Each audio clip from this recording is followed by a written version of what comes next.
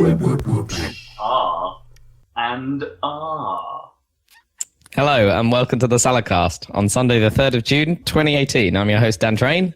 Joining me today, Zachary Burgess. This podcast is not really relaxing at all. And Robert Kemp.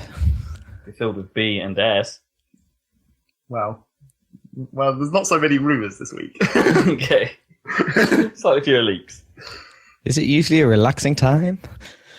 Well, it's also, summer, so we're getting the heat also, which is going to help. That's right, I've been on full ventilation most of the day, so we're starting at the best possible place, I guess. Max vent. What, you've had all the windows open? Yes. Which is about as good as you can get in here. Like, you open all the windows, you open the two doors, you open the back up, you hope for some airflow. Because, I mean, in Britain, there's no aircon, is there? Nope. In houses, no. It's a crazy future concept. Yeah, can you imagine? How does it even work in, because, in America they have, central air, right? Where they have heating and cooling piped around the house, and that's, normal. And you'd be crazy if you didn't have that. Even in vents in the sort of just below the coding, right? Weird vents. And they don't have radiators, and they're like, what the hell is a radiator? Radiator? And then in Asia, they have those units that they stick in the windows, right? Does that actually cool your whole house down like that aircon box I guess, thing? yeah, because I assume they're just, like a big air conditioner, right? It's I guess so. Just blasting cold air in. Yeah. Could you get one in the UK and just plug it into your house? I don't know. I assume so, right? Because that's how they must have to use similar looking fans industrially, right? It's what they put on the roofs of buildings. I suppose, but that's all piped in, isn't it, with the HVAC system, right? Whereas, I don't think there's any piping involved in those ones that just go on the window. You just shove in a window. Yeah. Wouldn't it be great if those little fans they put in bathrooms could actually just be little aircon units and just be so you can have a nice. So your bathroom could be cold. But then you open the bathroom door and let the smell permeate your whole house. Yeah. Do you mean the extractor fan for the right? Well, I guess that means you have a choice, right? You can either be warm and smell free, or cold and stingy. Yeah. Right. Why would you recirculate the air from the bathroom and use that to cool the house? And I was just thinking, there's already a fan there. Was the thing you could you could turn the suck to blow. You'd use and the blow kitchen cold one. That'd be the one to do it on. I guess. The bathroom one. But then the problem we've got with all of these is that all of these are extractor fans, right? Yeah. And aircon works by blowing cold air in, right? You just have to have it reversed somehow. Yeah. So you can't cook an aircon at the same time. Well, no, but the cooking creates so much heat anyway. You wouldn't want the aircon running while you're doing that because you'd be trying to neutralise heat constantly with aircon, and it would just waste energy evening it out and still being hot. Well, not if you dump the heat out to the outside somehow, which presumably is the whole point. Yeah, but you wouldn't be able to have it on the same you wouldn't be able to have the aircon coming out that near to the cooking because then the cold air would just get sucked straight back out. Yeah, that's true. That adjacent. Yep. You know how they have underfloor heating, right? Yes. Can they just make your entire floor a bit like a fridge? Yeah. Oh, kind of. Not really, though. Is it not possible? I don't know. I don't see why not. Well, it would probably be incredibly expensive because it's not just underfloor heating is just you put the hot water in pipes, whereas refrigeration is you put not just water in pipes. You put a whole ton of chemicals in pipes and compress them. I guess, yeah. Don't want a bit of floor exploding. I mean, what would be the likelihood of a bit of floor exploding? Fridges don't explode all that. The more important question would be what would happen if your house caught on fire? Well, I guess, all the chemicals. Yeah, you just asphyxiate real fast. Yeah, probably. Probably be a good way to go. You get real high. Not sure the chemicals in fridges are useful for getting high. Although we can just tell that Freon. To people, then dumb people will try it and find out. Yeah, absolutely. They'll do the science for us. There's always a guinea pig for these things. Willing or otherwise. In this case, it's not about willing, it's about done. Double otherwise. They don't know any better, they're perfectly willing. I mean, if you get high on your fridge liquids and gases, you're not going to be able to keep your brownies cool. Brownies aren't meant to be cool. And all your munchies, well, whatever, your wheat butter. Wheat butter. Probably more likely. Can of beef.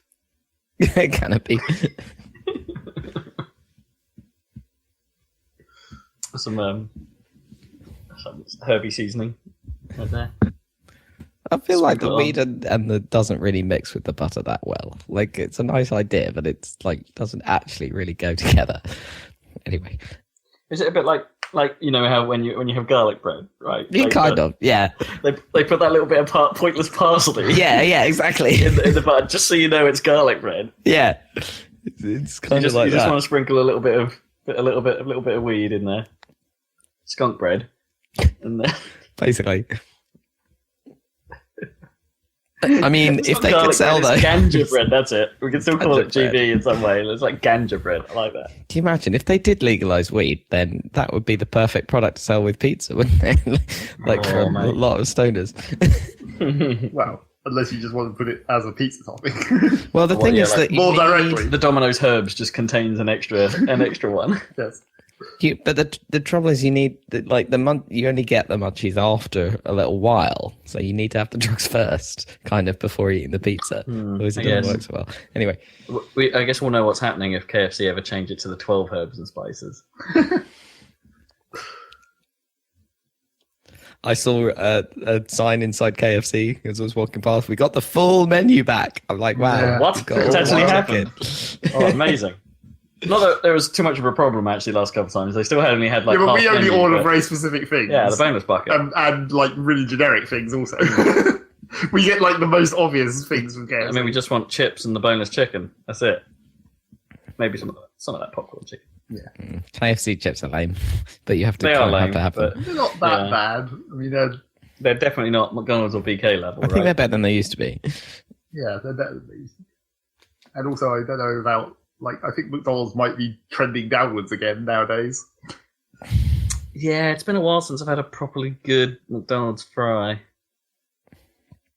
BK is a bit more reliable on that front. But you the just don't get very crispness. many. Yeah, you definitely don't get very many. They stiff you on the potato. Why? for Why are some they reason. stingy with the? They're the cheapest thing, I think. Probably apart from the Well, I drink, don't know, is the probably Coke- the cheapest. Yeah, The Postmix will be the yeah, cheapest. but still. Yeah. Probably because they're having to use British potatoes, and our potatoes are too good for them. They're Good for too fries. good. Well, they're just being sensible and paying farmers a decent wage. Yeah, exactly. But But then, I don't think they charge have us to. more. Like, yeah. Not wage, but potato rate. Who knows how shitty Potato potatoes rate. are in America? I mean, potatoes come from South America, right? Surely they grow best there, I presume. I don't know. Maybe not. Probably not Although- in Georgia. Yeah. We've probably got like some half special breeds or whatever Yeah. of potato that grow wherever. The King Edward. Yeah.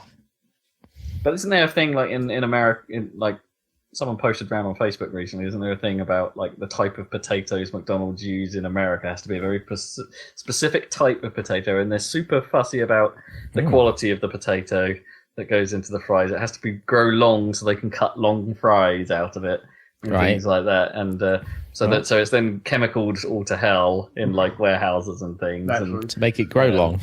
yeah, and then they have to like leave them for a long time afterwards just to de-chemicalize before they can be cut up and shipped and things like that. Chip. So they ship those chips. Although, where do they chip them?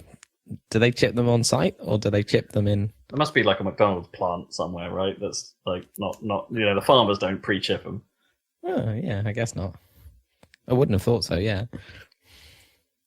They got to be chipped to spec. Do you think they're easier to pack once they're chipped? Because they're not like round-ish or shaped? Can you pack more in? No, I reckon. to I smaller reckon they space? probably.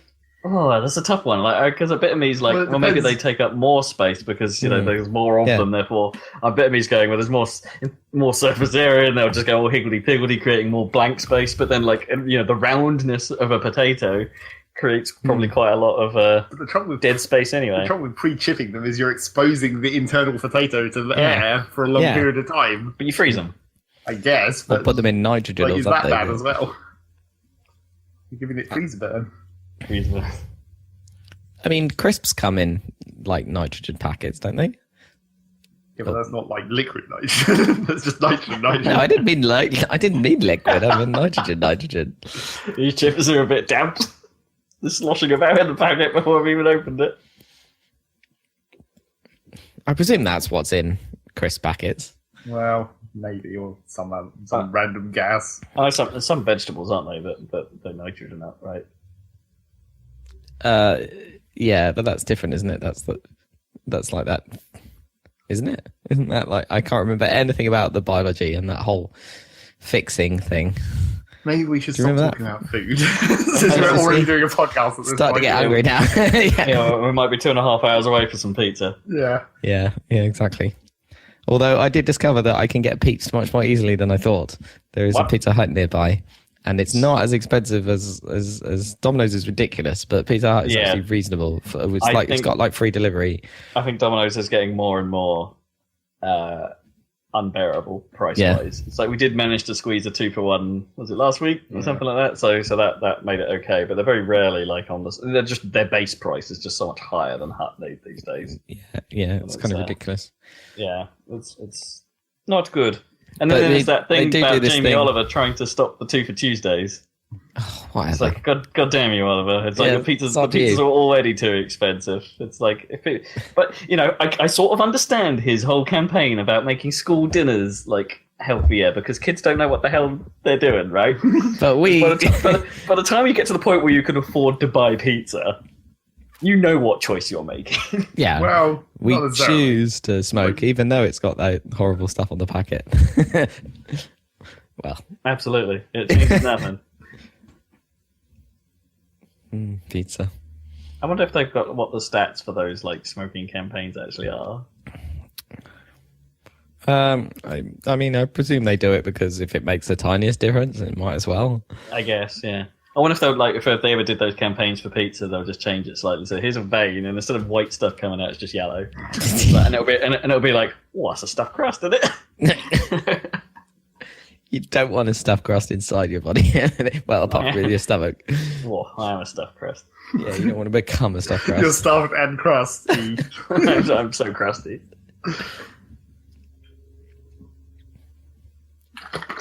And now Rob's going to drink a milkshake. Very helpful.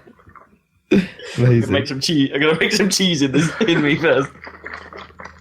Yeah, pre-pizza cheese by inserting a milkshake and then letting it warm. Congeal. Yeah. Great. Well, Do you reckon that's what milk does in general inside you? Just sort of goes all... no. No. It doesn't like react and go all lumpy. It might do, but not in the same way. Not due to the cheese factor, probably due to the stomach acid factor. Well, yeah.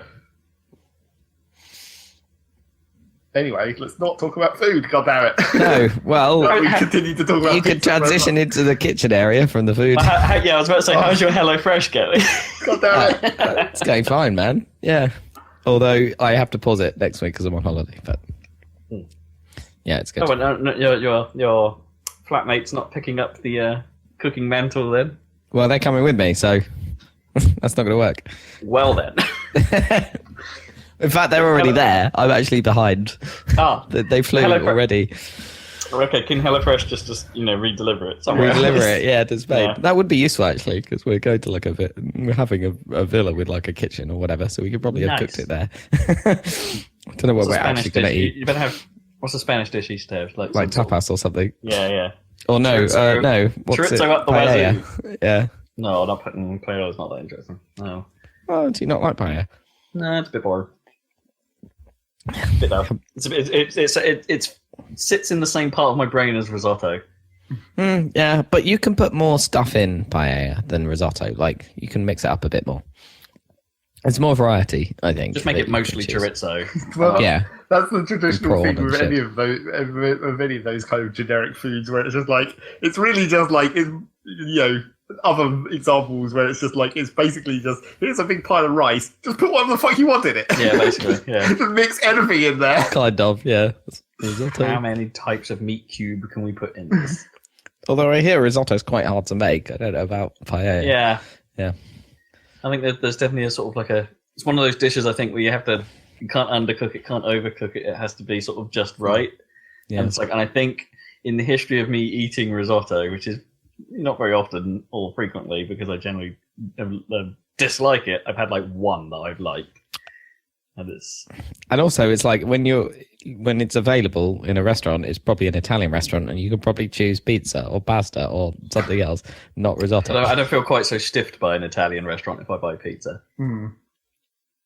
Do you know what I mean? Italian restaurant prices are quite high, and you know they're making a hell of a profit margin on that pasta dish. Yeah, because you know the pastas here. There's a reason why Mr. Jamie Oliver's opened a chain restaurant and he chose to make it Italian. Well, yeah, and then most of them failed somehow. I don't think he's the best person to be giving us food advice. Like, No. He can't run a restaurant. Let's not have any more food advice then. Yeah. Come out for the third time. Roger. Roger. Is that all the kitchen stuff then? We could not got any. No, I don't think so. Okay. I've been eating a lot of crap the last couple of weeks. Okay, let's move it on. Film section? I did watch that Deadpool, but I haven't watched that Solo yet. I haven't watched either. Is Deadpool worth a go? I'm kind of can't be bothered. It's messier, but better. Oh, it's better. Yeah, as in I think more of the jokes. Well, it doesn't rely so much on as crude a sense of humor, if you see what I mean. So some of the jokes come across as a little bit smarter, but perhaps more of them are a little bit more in-jokey, I guess, as in more of them are referential. So it depends what you're looking for. I don't think it's any. As long as I get the reference. Yeah, I don't think it's any worse. Let's put it that way. Okay. How about that? It's level playing field. They've done all right. Okay, that's good. For a sequel, I think a lot of people thought was perhaps unnecessary because they did the joke of what Deadpool is. That they actually make it work, and it's like that's fine. I think now's a good chance to have a little bit of a break. I think don't go straight into Deadpool 3. Yeah. Now that Fox is under Disney's wing, give it a bit because there's so much more you could now do with Deadpool. Why is there any chance is there a snowball's chance in hell he could be an MCU character? I guess. Well, I mean, it depends what they want to do with what they currently have, right? Like. Because usually when they, like the one time when they brought Spider-Man in, they rebooted him, right? So the only time they brought one into the MCU, they had to reboot the character, right? It's not like they got Andrew Garfield into the MCU, so. No. So, but it depends, because that's a little different. It's like there's I think there's some agreement between Marvel and Sony that the two things have to be different, but Sony gets final say on what's done or something like that. So there's some sort of agreement there. But the Fox thing is different because Disney now just owns it, right? So they can do whatever the hell they want. That's true, I guess. So I reckon they might choose to keep the current Deadpool and the X-Men that they have in the Deadpool films, not necessarily the wider X-Men universe, and then do something with that. Do you see what I mean? Perhaps keep that side of it. Somehow wedge that into MCU. Maybe keep it as a separate thing and just allow it to reference or use the greater Marvel universe. I mean, they almost did that in Deadpool anyway. Was like almost like not fully in the X-Men universe, right? Like it was like no, because they had very little. They sort of had very little budget for the first film, was the excuse. So that was quite funny. They were just like, well, we can't hide. But in the second one, it's just they just sort of stick with it and just like, this is the universe we've set up. So, so why not? Okay, no need to bring back those others. I will probably see Solo at some point, but it's going to be a while now, I think. I hear it's not as bad as those trailers made it look to be. Yeah, I think it. But looks perhaps like it might not. But it might not be a Star Wars film in terms of feel, if you see what I mean. In the same way that Rogue One didn't necessarily feel Star Warsy, just used Star Wars, if you see what I mean. Yeah. That's okay. I could do with like I definitely don't mind Star Wars films with no Jedi stuff. That's totally fine by me. Yeah, that's okay. Yeah. I can deal with that. Rogue One had the weird monk Donnie Yen guy. Yeah, was a but bit- no, Yeah. but no real focus on force powers or anything like No. that. He was just blind and could sense. Yeah. Although that was, in itself maybe kind of a problem. It's like you didn't want to. It's like you don't have Jedi in this film. You just have something that's very much like a Jedi, except not. Except not. Yeah. I mean, it sort of made sense, but they didn't use it that well, I don't think. I think a lot of things in Rogue One were like good concepts, but it didn't actually work out for me. And then had to be immediately thrown out to continue to Yeah, maintain continuity. Everyone had to die. Oh, yeah, that's fine. At least in this one, but then this one's got the opposite problem, where they have to Yes, survive. no one can die. Yeah. Yeah. No real stakes here. Yeah. Everyone will be fine. They're going to get the Falcon at the end of it, or some way through it, and Yeah. that's in the trailers. So Yeah. But apparently worth a watch from Star Wars fans. Some of the biggest Star Wars fans I know, and that's are saying something next to you. So, How do you mean? well, you're a big ass Star Wars fan. Yeah. I would say This is the opinion of a guy who can basically quote the entire first film Right, front to yeah. back, like Okay. and has demonstrated this to me. Oh, doesn't sound fun. It's impressive, but you have to ask him to stop. Yeah, Right. skill for sure. Moving on from films, it's time for games for the remainder of this podcast. Starting with the news. What one? Yeah, what do we what do we want to talk about? Should we talk Battlefield 5 first? No, No? we should start with the stuff that was rumours last time, which is now not rumours. Alright, okay, that sounds fair. What was a rumour that's not a rumour? Well, Team Sonic Racing is now officially announced. And it's actually what it's called. Yeah. It's just Team Sonic Racing. Although it does just mostly appear to be a similar kart-based thing as the previous ones, except maybe without the transforming. So Sonic's kart is the same design they used in Transformed. Yeah. We can see that much. We also know that it's a 12-player team racer. So teams of 3 players. So it's will be the Sonic racing heroes together. of the racing Sonics. Yeah, but in a sort of I hope that it's actually literally 3 cars is one character, and you switch like you do in Heroes. that would be funny. But I don't think that's how the multiplayer side of it will Probably work. not. But yeah. So that's interesting. Like it's another game attempting this team racing idea, which I'm still intrigued by, but I don't think anyone's pulled off yet. But what does it mean in this context? Yeah. It's not like painting the ground. Well, they've said presumably. the very little information they've said is that it will involve potentially sharing your power ups with other players, like so you could like give to the disadvantaged or something. But how you'll figure that out during the course of a race might be a bit tricky, like unless you're communicating with each other and go, give me that wisp. Because that's the other thing they've said. The powers are probably all going to be wisp-based. Which I guess makes more sense than just having random power-ups like they did in the previous case. It's like, here's a ring container that has a missile of some kind. Well, it also hints towards the game being not all-stars. As Yeah. in, it's just a Sonic racer this time, not Say a all-stars. wider Sega racer, which I'm not 100% sure I'm okay with. That means they now can bring back all the dumb Sonic characters that go in teams of 3. You're going to have Shadow, Ian, and Rouge. You're going to have Team Chaotix. Yeah. You're going to have the bird dudes from Riders. You could have, I don't know, they must bring up Blaze and maybe some of the other... Blaze and Silver and one other miscellaneous person. Yeah. Miss. Oh, what if they bring back the human girl? What, the princess from racing? Yeah. No. That'd be bad. Just chuck everyone in there. I mean, there's a lot, but chuck everyone in there. The only other logical Cream and person... cheese. Well, the only other logical person that would go with Blaze would be Cream, but she's already in Team Rose, obviously. Wow. I bet they don't necessarily follow those patterns, but... It's so convenient, though. I know it's convenient. Teams of 3. I mean, yeah, you've got... They've already done it in another game. You've clearly got Chaotix being a thing, right? And Except they were originally 4, which is why that was weird in Oh, yeah. Heroes. Like, where's Mighty? He's not in there. yeah. And now with Sonic Mania and their thing, bringing back Mighty and Ray Well, maybe they're a team, yeah. Mighty Ray and who else? and Yeah, someone. and someone.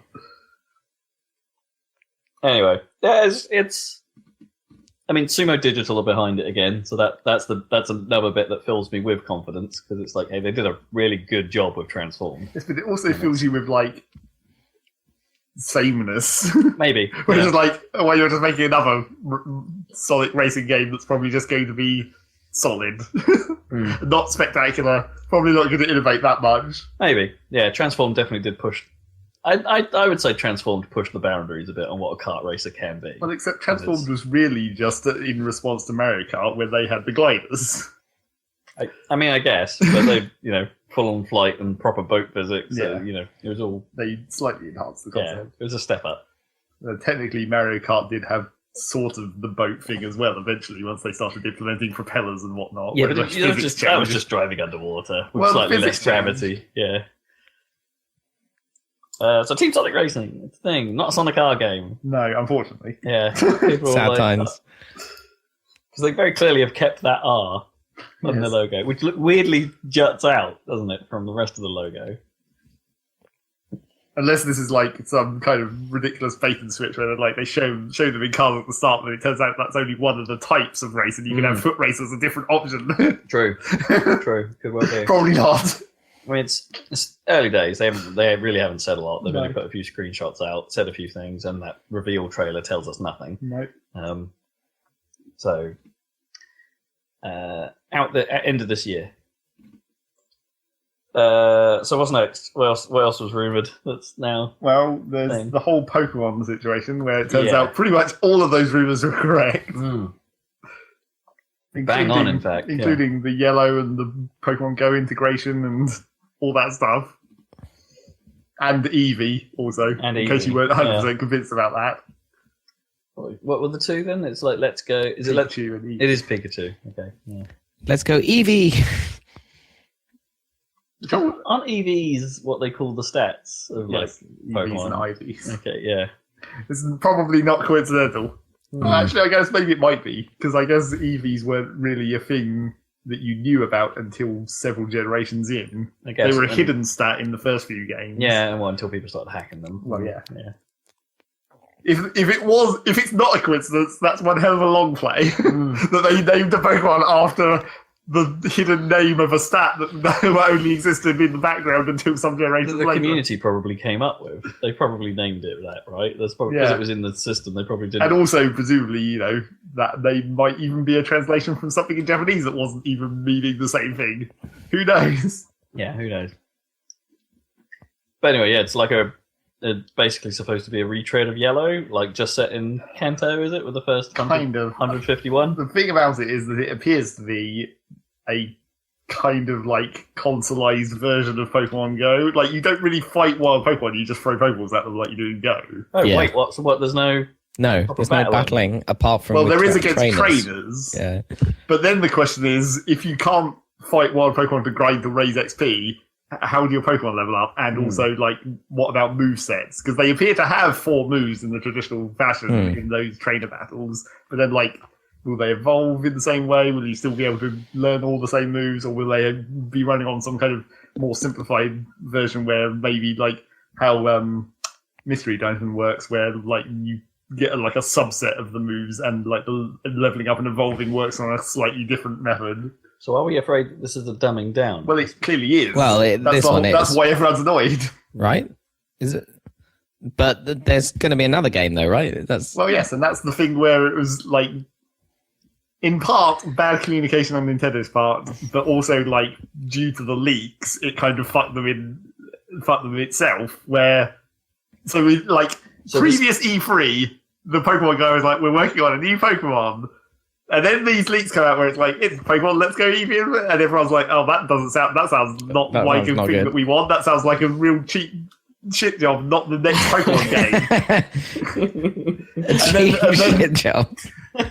And then they announce it, and it's actually what the rumor said. And it's like, yes, okay, it's some weird Pokemon Go kind of spin-off crossover thing. And then after that, they announced, wait, no, actually, we are still making an actual Pokemon game, only it's only going to come out next year. Right. So this is a spin-off so project in a way. Technically, the E3 2017 guy didn't lie. He said it will come out sometime after late next year. And it's like, technically still true. 2019 is still technically End of after late 2019. next year. Yeah. Yeah.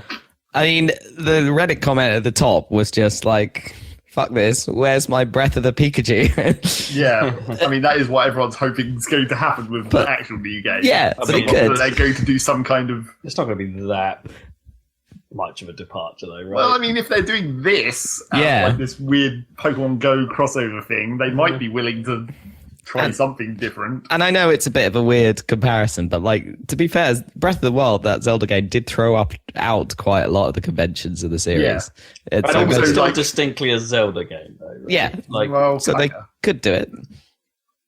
And it also threw out a lot of stuff and like didn't necessarily feel the need to fill the space back in with more stuff. Like there's a very limited number of abilities you get in Zelda and that kind of stuff, and it doesn't necessarily make the game worse.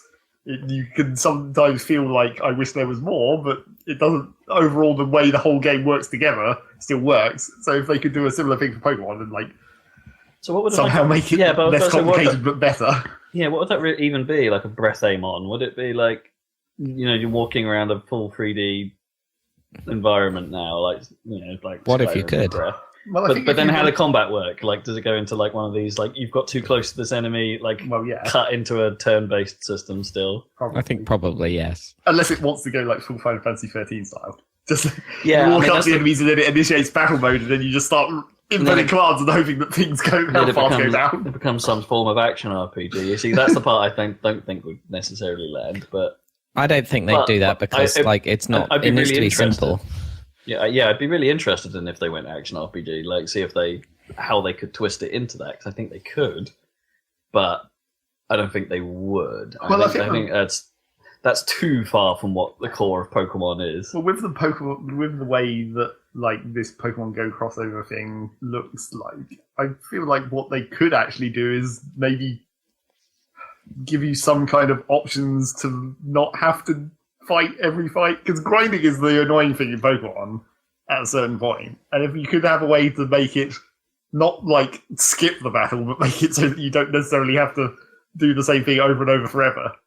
If you can come up with some kind of system that made grinding for XP more interesting than just hitting tackle over and over and over. Well, I'm sure there's many techniques. There must be some already from like World of Warcraft and stuff. Surely there's things where there's the classic MMO thing where if you've been away for a while, then you gain a lot XP faster at first. Yeah, and but that stuff won't like work for like a Pokemon game where people are just going to play through it in one go. I mean, plenty of turn-based RPGs have just had the auto battle option, right? Yeah, but Where that's it that's too just- little input on your end in the other direction. It's like in that case, you're not hitting the same button over and over. You're programming it beforehand to hit the same button over and over. Yeah. Which is also not really that great. it just mashes through it at high speed. You want something to replace XP grinding with that's more like interesting.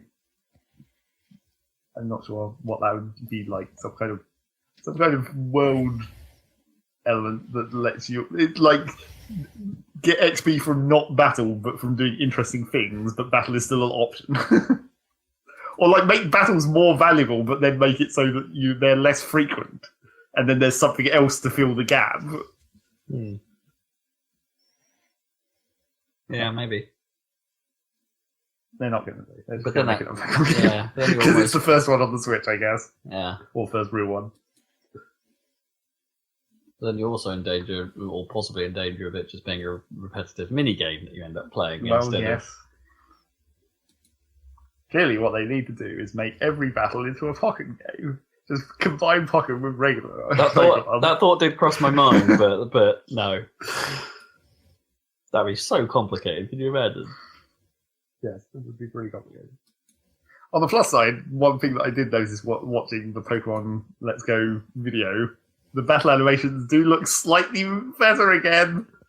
Like when it does a tackle, it has an animation that actually looks like it hits the opponent, which is always Rob's thing. Yeah. Wow, amazing. They're not like standing miles away and going, and then suddenly some damage happens. Not that it's really been like that for a while, I guess. They've definitely been moving away from that for quite some time, but But it's still, the traditional, like, the Pokemon basically turns into an effect. Yeah. Like it's just a cloud of miscellaneous something that goes and runs into the enemy. And then the other one goes, oh. With one of their 2 canned hit animations. Yeah. As is traditional. The normal hit and the big hit, I assume. Yep. Yeah. So there's that. I guess theoretically this next thing might have been rumoured before the last podcast, or around the same time as the last podcast, but there was the new Assassin's Creed. Yeah, we definitely. This is still in rumours though, where it's rumoured to be in Greece and some kind of more RPG elements of like you can actually make your own character and dialogue trees. Greece, that could work. Cool. Yeah. Could be fun. Yeah. Are they in danger of going a little bit God of War? No, probably not. Well, God of War has gone Norse anyway, so. Sorry, what was either of those? You both talked over each other. I said God of War has gone Norse, so I'm not sure. But they'll make some stealth reference to God of War. Probably you'll be able to find some weird sword shrine where it's like the Kratos dagger chains, and it's like I can't use these. These are way too ridiculous. Yeah. Or you'll meet a guy called Kratos. Yes, exactly. Who's really angry. Yep. Or there'll just be like some mission text where the name of the mission is like the really angry guy or something. Yeah. The god of fighting. So there's that. Now we get on to things which are more like the deity of combat. Yes. Now we get on to things that are more like legitimate announcements. I mean, I guess Pokemon was, and Team Sonic is arguably an announcement, but for the tiny amount of it's a reveal. And I suppose technically Fallout 76, not much info on that either. No. What is this? It's I've heard all kinds of speculation. murmurings. Yeah. So what's the front runner at the moment? There's more like a Fallout MMO. Yeah, that it's an online game, Well, but maybe like a They base say building online game, or and that's it. It's just like, what does that even mean? Because the trailer highly focuses on the shelter. Well, I mean, the thing about Vault 76 is it exists in the lore, which means it already has backstory. So there's already some things that you know about the Vault and its situation. Which apparently Vault 76 was one of the vaults which weren't a ridiculous experiment. It's just a generic ass vault, which means probably not everyone's going to be dead, and things will be happening normally. And also, supposedly, it's one of the earliest vaults that open, and that, to my mind, right, so this might be a prequel. Yeah, well, it will definitely be a prequel over at least Fallout 3 and 4 because those are like quite far into the wasteland. But it also suggests to me that there might be maybe pushing towards some kind of like open world-ish survival thing. Like you're the first people to go out of the vault into the wasteland to collect resources, and there won't be like bandits and towns all over the place because it will literally just be the wasteland. The population won't have built up enough yet, or won't have been re-screwed in some way. Yeah. So that could work. It could. That would seem to be a logical thing to do with the Fallout universe. But how that works with an online game, I'm not sure. Unless there's just like multiple vaults that all happen to be technically called 76, and they come out into the same world and then they fight over resources. Or unless it ends up being a bit like State of Decay, in that it's not really online. It's just you can co-op it. Yeah, if you want. possibly. So kind of small online, like a small server, or more like Rust or Forest or whatever. I was thinking more along those lines, like something like, was it Super Survivalist or where people could just come up and murder you? So that's possible, but who knows? They still haven't really said anything, and all they showed was the vault, and the vault covered in balance for Reclamation Day, which I assume is what the phrasing is for opening the vault, right? Because you're going out to reclaim the world, right? Yeah, that would make sense. That would be my logical guess for what that means. Yeah, they would get hella irradiated. Because presumably it will still be quite radioactive at that point. So, potentially exciting. Maybe. Featuring Soldier 76 on Overwatch, of course. Yes, obviously.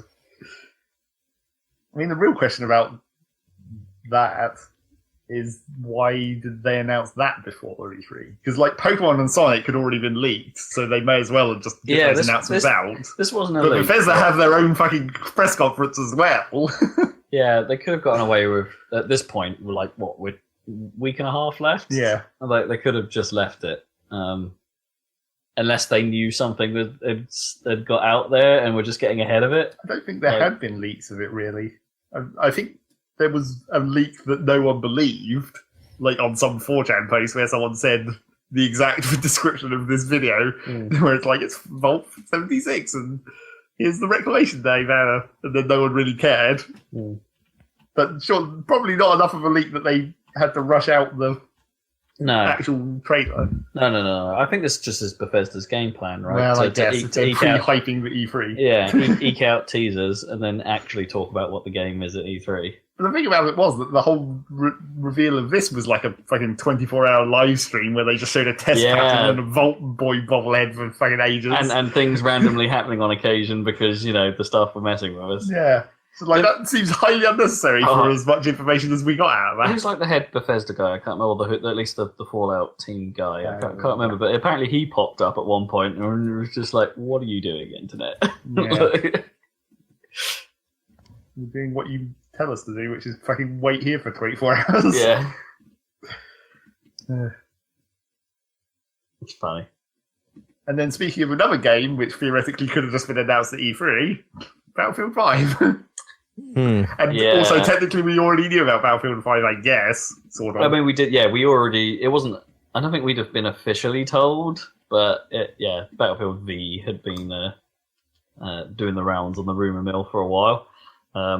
And we sort of knew that it was going to World War II, and there we go. So then they put out this very, I guess I suppose you could call it wham bam, thank you ma'am, just hyperkinetic trailer for some reason. Really weird trailer, yeah. It is odd, isn't it? It's like I mean, I know they made World War One kind of a little bit fantasy in order to make it work, but then for some reason in World War II that was like much, easier to make work without fantasy. Instead of they've made it like they've doubled down on that weird fantasy stuff, really.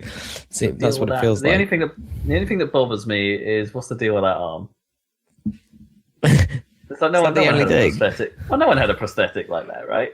Well, not working anyway. The thing about this, so the main thing about the discussion around this trailer is you've got the big thing that people like even Jim Sterling picked up on and started bitching about was all the people who were like, oh, there's a woman on the cover and the SJWs are fucking with Battlefield. There's a lady on the front lines. That's not what happened. Let alone, and then that got into the accuracy of this is super questionable. Then it got into an argument about whether it was like, oh no, there were women on the front lines, they just weren't British, and things like that. And just, but see, the trouble is that the whole woman on the cover thing is the argument that everyone's like Jim Sterling picked up on and everything. But that's really become an exceptionally annoying smokescreen to the whole why this whole game is fucked up and why did they feel the need to make it this ridiculous? Yeah. And how many times during the presentation the people from DICE kept calling it authentic? What about this is an authentic World War II experience exactly? I mean,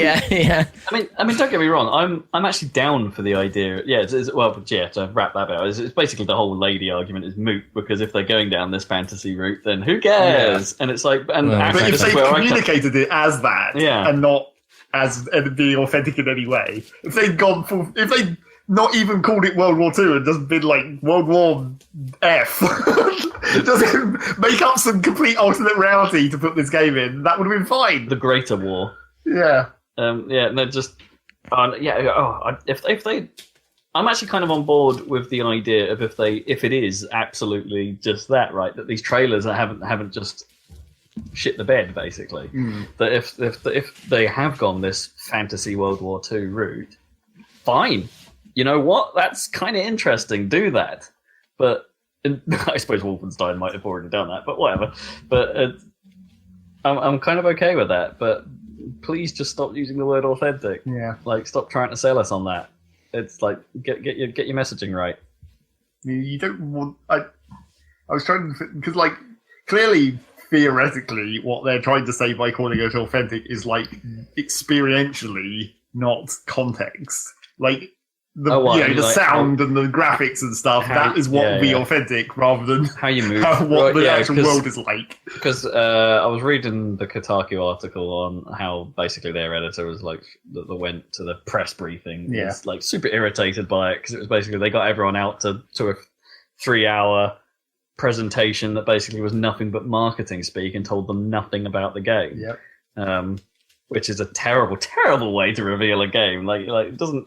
This very rarely happens like this. It's like no real graphics or anything like that. Just we're going to talk to you about the game that you're going to see more of at E3 in a week and a half. And it's like, what are you doing, mate?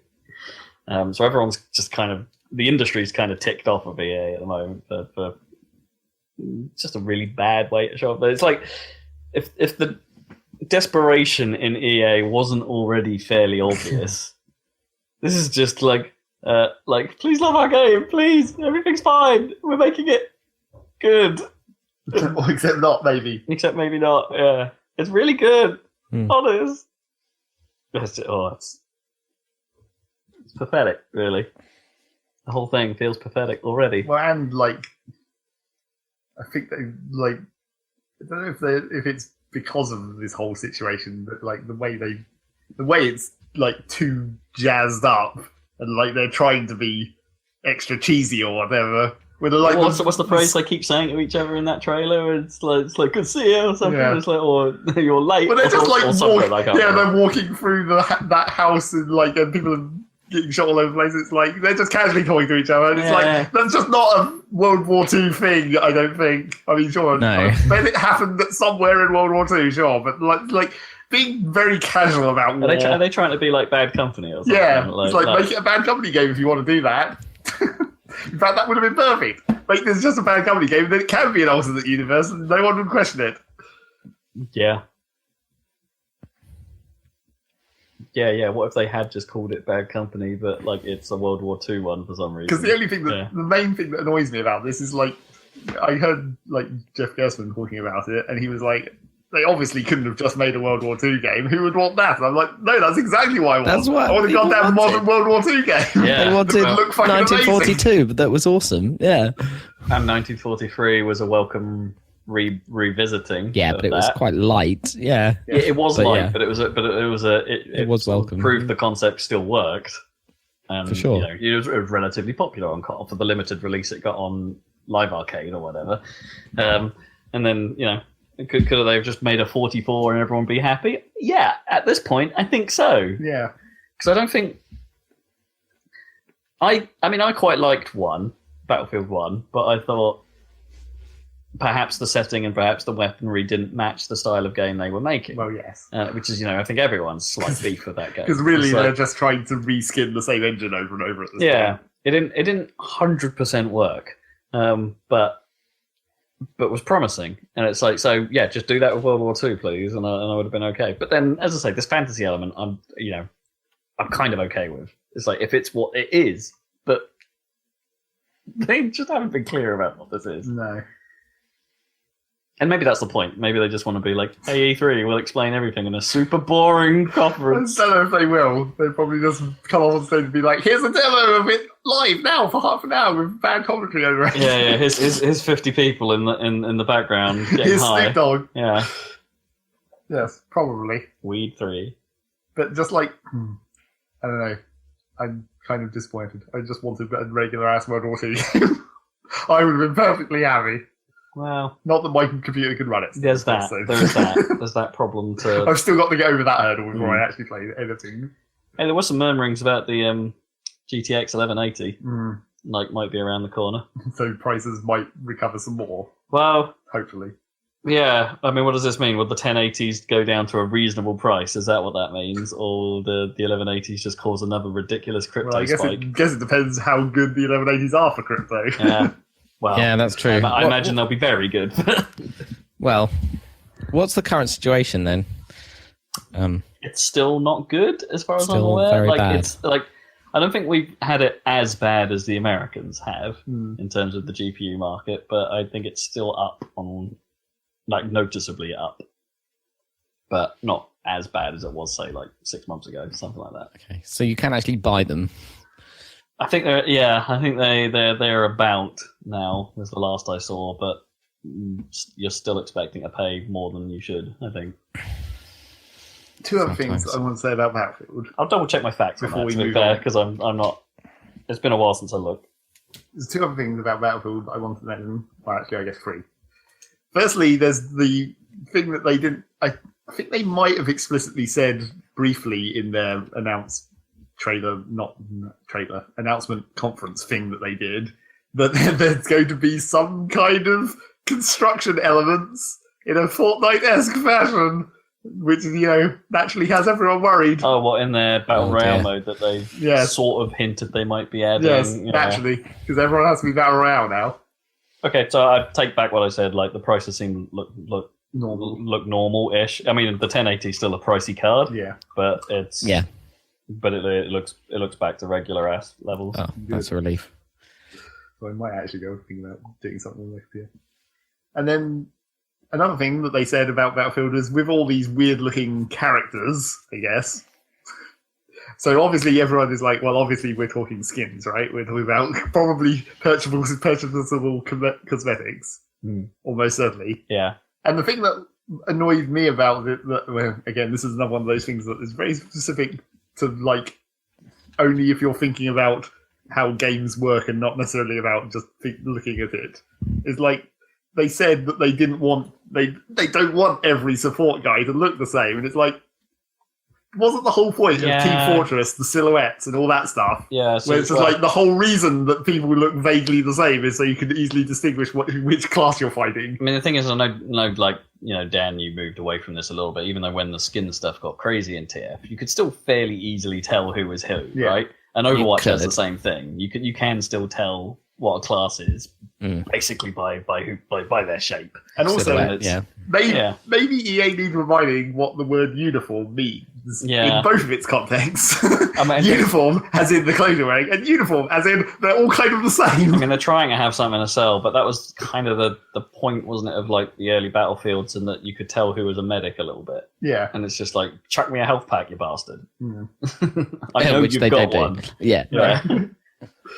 And that was why it sucked when you got to like when the medic kits became an unlock, and you'd be like, you're looking at a medic, and it's like, well, he might have the medic kit, or he might not, because he might have changed it out. Or he might have one of those small packs that are like temporarily consumable, or the weird ones. Yeah. Yeah.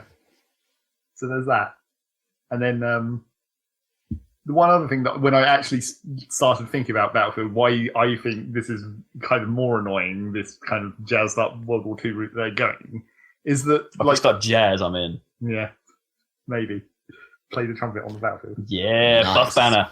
Yeah, exactly. The trouble that I came to think of it in the end was that Battlefield is moving away from the niche that they had, because the whole point of the Battlefields, especially in like the sort of 2, 3, and 4 era, was that they were like the middle tier between military sim and the casual game. They were like COD. They weren't in between armor and COD, and you had Battlefield, and that was the area that Battlefield occupied. But now Battlefield is as well, COD. Yeah, Counter-Strike sort of there as well, but was a different thing. Like Battlefield's, really, I think Battlefield's thing was the massively multiplayer part. Like, not in an MMO sort of way, but the fact that they had high player counts and high. I guess you'd call it emergent if it was a single player game, but it's not that sort of randomness of like players are doing wild stuff. And the conquest mode where you're supposed to work more in a team than like team deathmatch isn't really working in a team that much, or even capture the flag is very straightforward. If you're playing it properly, there's some team mechanics there, but But you're right. And in some degree, it still has that, right? Conquest is still somewhat unique to Battlefield at the size that it is. But PUBG might have come along, and to lesser or more extent, depending on how you think, they've come along and introduced these 100-player game modes. That are perhaps perceived to be wading in on Battlefield's space a little bit, even though Battlefield still has its niche. It still has its 64-player conquest thing. That no one has really dared tackle. I mean, like the battle royale thing does avoid the problem of like going around in a circle where you get one control point and then the other one, goes. Yeah. But there were smarter ways that you could have solved that problem. That was always the trouble. That's what we always said about Battlefield and the Batcap situation. Is like there's better ways to solve that issue, but they just never really tried. Yeah. Well, yeah. I mean, I was like thought, what if Battlefield went down like Team Fortress's CP route, right? And that you can't backcap. Yeah, it becomes like Rush, but two directional. Well, yeah, I think we pretty much said that about Battlefield 1, whereas like surely you just have like a front line, like, or when we were referencing like World in Conflicts, I don't even remember what that mode was called, but where like the capture points along the middle of the map were a line, and if you capture them all, it moved the front line forwards. Yeah. That was kind of neat. That's cool. Yeah, isn't that? And that would have been the theme of World War One. Would have been perfect. Yeah. Isn't that sort of what the domination mode became though? Didn't it sort of work like that during those matches? But then you had the what do you call it? The fact that there was a campaign thrown in as well. That multiplayer campaign thing, which they've also hinted might be making some form of return. Yeah. Yeah, I don't know. It seems like they've. Instead of trying to make a new Battlefield game that's just a better Battlefield, they seem to have just been like, fuck that, we want to make it more like these other games. Yeah. And that's maybe not a good idea to people who like Battlefield. But then again, how many people like Battlefield? Anymore. I guess.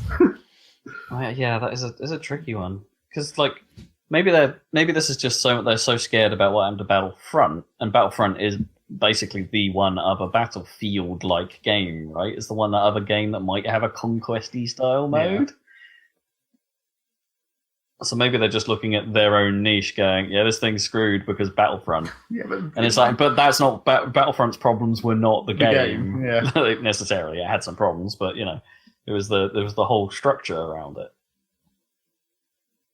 Yeah. Who knows what they're going to do. This sounds like a knee-jerk. Although they wouldn't have had enough time for this to be a knee jerk. This has got to have been planned from a long time. Maybe the battle royale mode, maybe that's a jerk. Yeah, because that's just changing the player who's on what team. They've had about a year since PUBG got big, right? To put this in at this point. I think we could put some faith in the developers. It's like EA corporate are going to fuck everything up as much as possible, aren't they? All their marketing and bullshit, but probably the developers will try and make something decent. You'd like to think that, right? The people in the studios are trying to make the best game they can, but are being forced to put things in that. But they're still everyone's aware that everyone on that team is probably aware that they're doing things that players aren't going to like. Like I feel bad for Warner Brothers in the same way, and the was it Monolith? Is it Monolith? Yeah, the Shadow of War guys. Yeah, Monolith. And that ogre system can't have been their plan, right? And they said as much in that tweet a little while back, saying that it's like, yeah, we realized this well, okay, they didn't really say that they knew that at the time. They said we realized that this undermined the Nemesis system. Yeah. Which is obviously someone corporate person got their hands on it to be like a late mea culpa, I guess, as opposed to, we always knew this was bad. Yeah. They wouldn't be allowed to say that, but you'd like to think the developers are trying to do the best they can and are just being forced into bad design. And then in maybe the last bit of news, I guess, if we want to get out of these, PUBG is suing Epic. Wait, are they? Yep. In Korea. In Korea? Okay. Because they probably don't think they can win in the US court. Yeah, maybe. Got to use the home turf rules. So what is this? Is this out of like the some level of spite that, like Epic have obviously made Fortnite, and Fortnite's now a bigger deal than PUBG. But the thing is, PUBG was basically, they worked with Epic to make the engine do what it does for PUBG. The thing about it is that, so you had PUBG, and then they worked with Epic to work on engine stuff, and then Fortnite coincidentally turned into a battle royale not long afterwards. Yeah. And, the trouble is, the coincidental part of that makes it so that you can't really sue for that unless there was unless you could actually prove, someone took ideas and, you talked about it and they stole your ideas. Except even then, if you, there's no contractual... If you're just talking to someone about your game, that's not, intellectual property copyright cover, is it? Yeah, it's a super difficult thing for anyone to prove either way. I So think it's incredibly likely that Epic would have known about PUBG, right, even in its early days. Yeah. And that there was engine work to make it handle this stuff. Yeah. So I guess the argument here is: was the Fortnite team aware that this was going on, and then just coincidentally come up with Battle Royale? But the thing is that otherwise, yeah, it reeks of them nicking it, right? But the thing is that because of that being such a difficult thing to even prove at all, is like that's not really even what the lawsuit's about. It's just like a straight copyright thing where it's just like the going so far as like the UI elements and stuff. It's like this is too similar to the thing that we made, and maybe that's because they stole our thing while we were working with them on the engine. That's probably the only thing they can sue about. Well, yeah, because the agreement probably has nothing about like. Well, maybe it did, maybe it didn't. Like maybe the NDA or whatever, whatever agreement. What is it, PUBG? Is it just PUBG Core? Yeah, that's and then Blue Hole. Yeah. Overarching.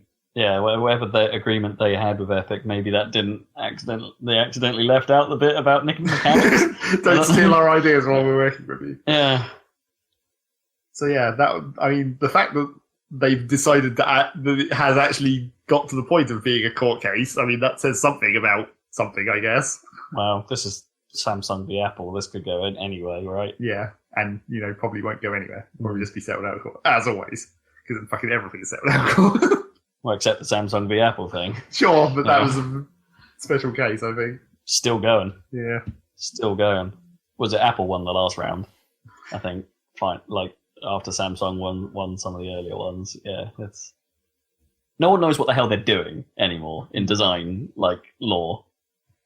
And obviously the fact that this is a Korean court, that, brings in a whole different set of is this specifically, like, maybe, is this because...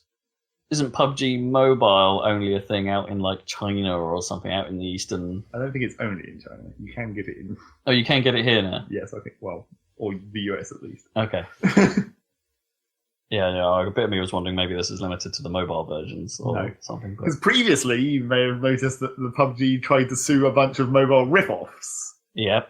And those were more obvious lawsuits where it's like, this is clearly stealing our shit. And man, one turned up on Steam the other day that was just called, like, Survive to the End or something. Yeah. It was like a £3.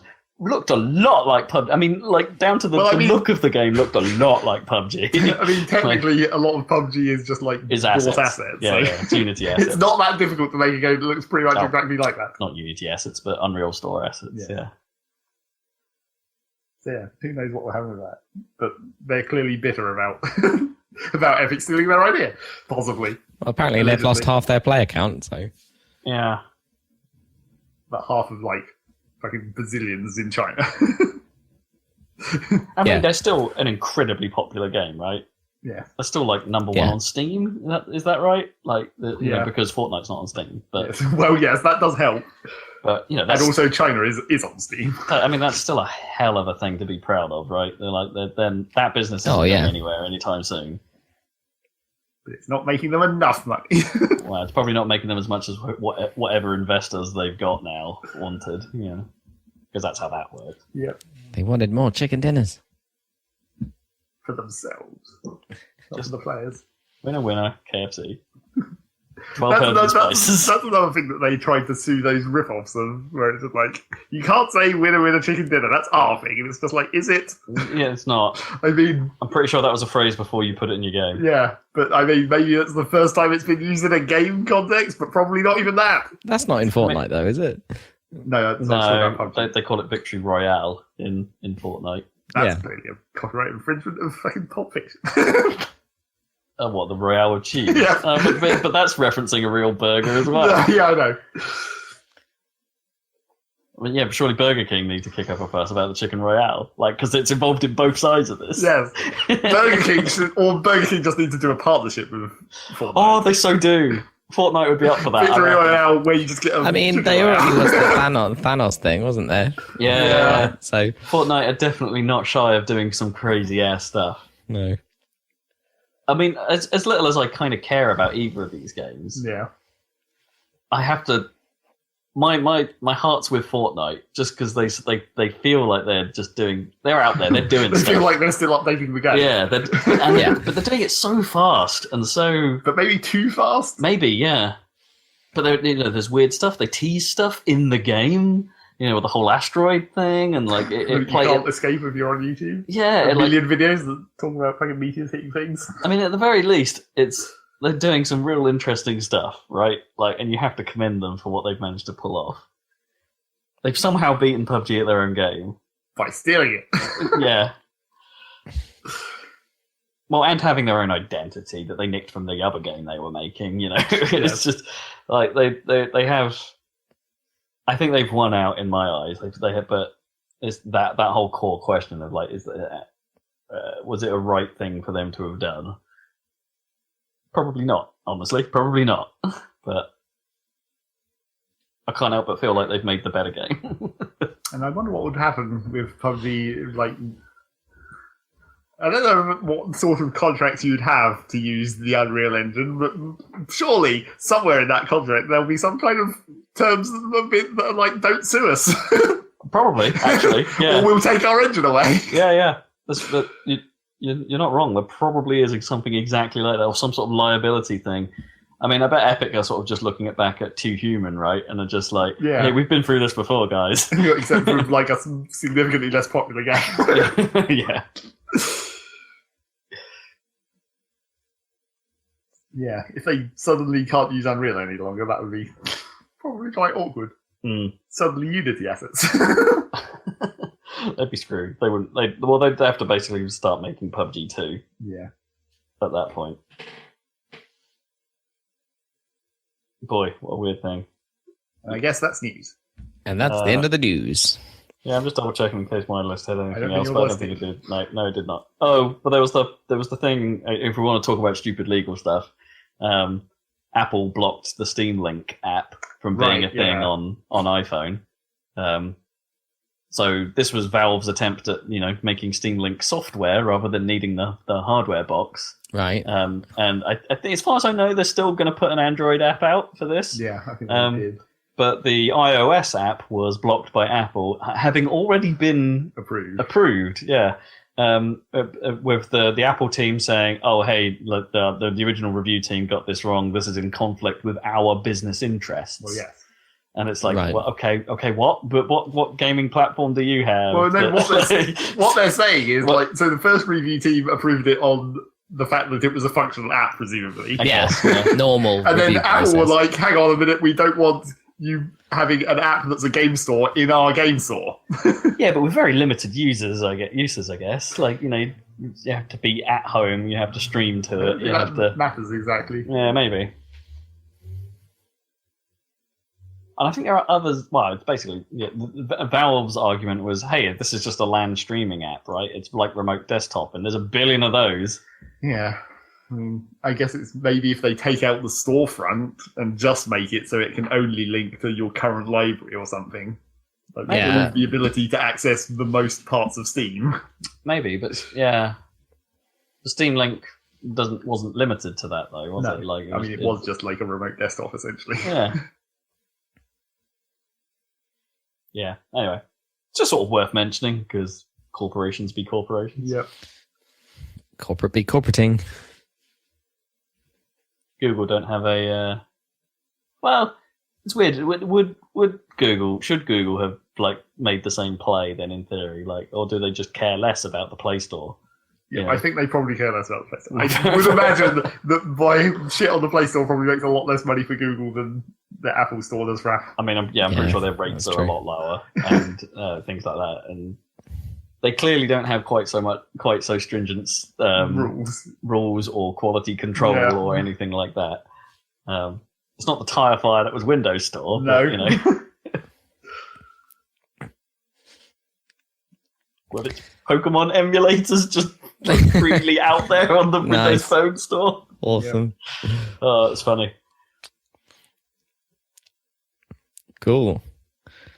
It's time for what you've been playing. Zeg, it sounded like you had a lot. Is that true? Got so many. You better get going. Luckily, I've been trying to shit through some of them, but okay. Some more than others. I think you might have to be I'm not telling you how to run the show, but be selective, focus on the good ones. Yes. Well, no, I've got 8 things to talk about, and I'll get through them. First of all, small things. So, part of the reason why I ended up playing 8 different fucking and some that I'm not even going to talk about. Part of the reason was the spring cleaning event on Steam, which is basically it had Steam badge achievement things tied into it, as you do. And it was like, oh, why don't you play some games that you've never played before from your library? Spring Cream, get through that. Get through your backlog a little bit. Did you say spring cream? Spring cream. Spring onions. But yeah, so it was like, why don't you play some of these games that you've never played before? Why don't you play a game that you haven't played for a long time? Why don't you play some of these games that are free on Steam over this weekend? Yeah. And it's just like, well, okay, I'm a sucker for this type of achievement, not the kind that Rob's worried about. I'm a sucker for very time-limited achievements. You want the badges. And also, I mean, I guess sucks if you didn't know this, but then you also get a mystery box that may be useful in a future Steam sale in your inventory. It's like, ooh. I did not know that. Who knows what that would be? Probably just be like a fucking 10% discount voucher for some shit you don't care about. Hey, get a battle pass in Dota. Yes. Something along those lines. So yeah, I played all kinds of random bullshit, most of which I'm not going to talk about, some of which I will. I went back to Don't Starve, because that was one of the games I had played for a while on Steam, I guess. Or was that one of the free ones? I don't remember. I think that might have been one of the free ones. But you had it anyway. But yeah, I had it anyway. So I went back in there and, remembered that Don't Starve is a wiki game. Right. Where if you want to be able to do anything in that game, you pretty much have to have a wiki to tell you what the fuck stuff does. Which is, kind of annoying, but the age of dual monitors. In terms of a new game that was in my Steam list that this thing prompted me to play, I played Risk of Rain. Oh, right. So tell me what this is, because I see it a lot, but I don't Your computer just blinged at me. Did it? Yeah. Oh, right. I should probably turn that off. Yes. That's me getting a Facebook. There. Yes. Risk of Rain is a side-scrolling roguelike platform shooter. I don't know. Buzzwords. Right. Basically, you're Rogue Legacy. Yeah, it's kind of like Rogue Legacy, except like everything's much tinier, and you're using guns, I suppose. Oh.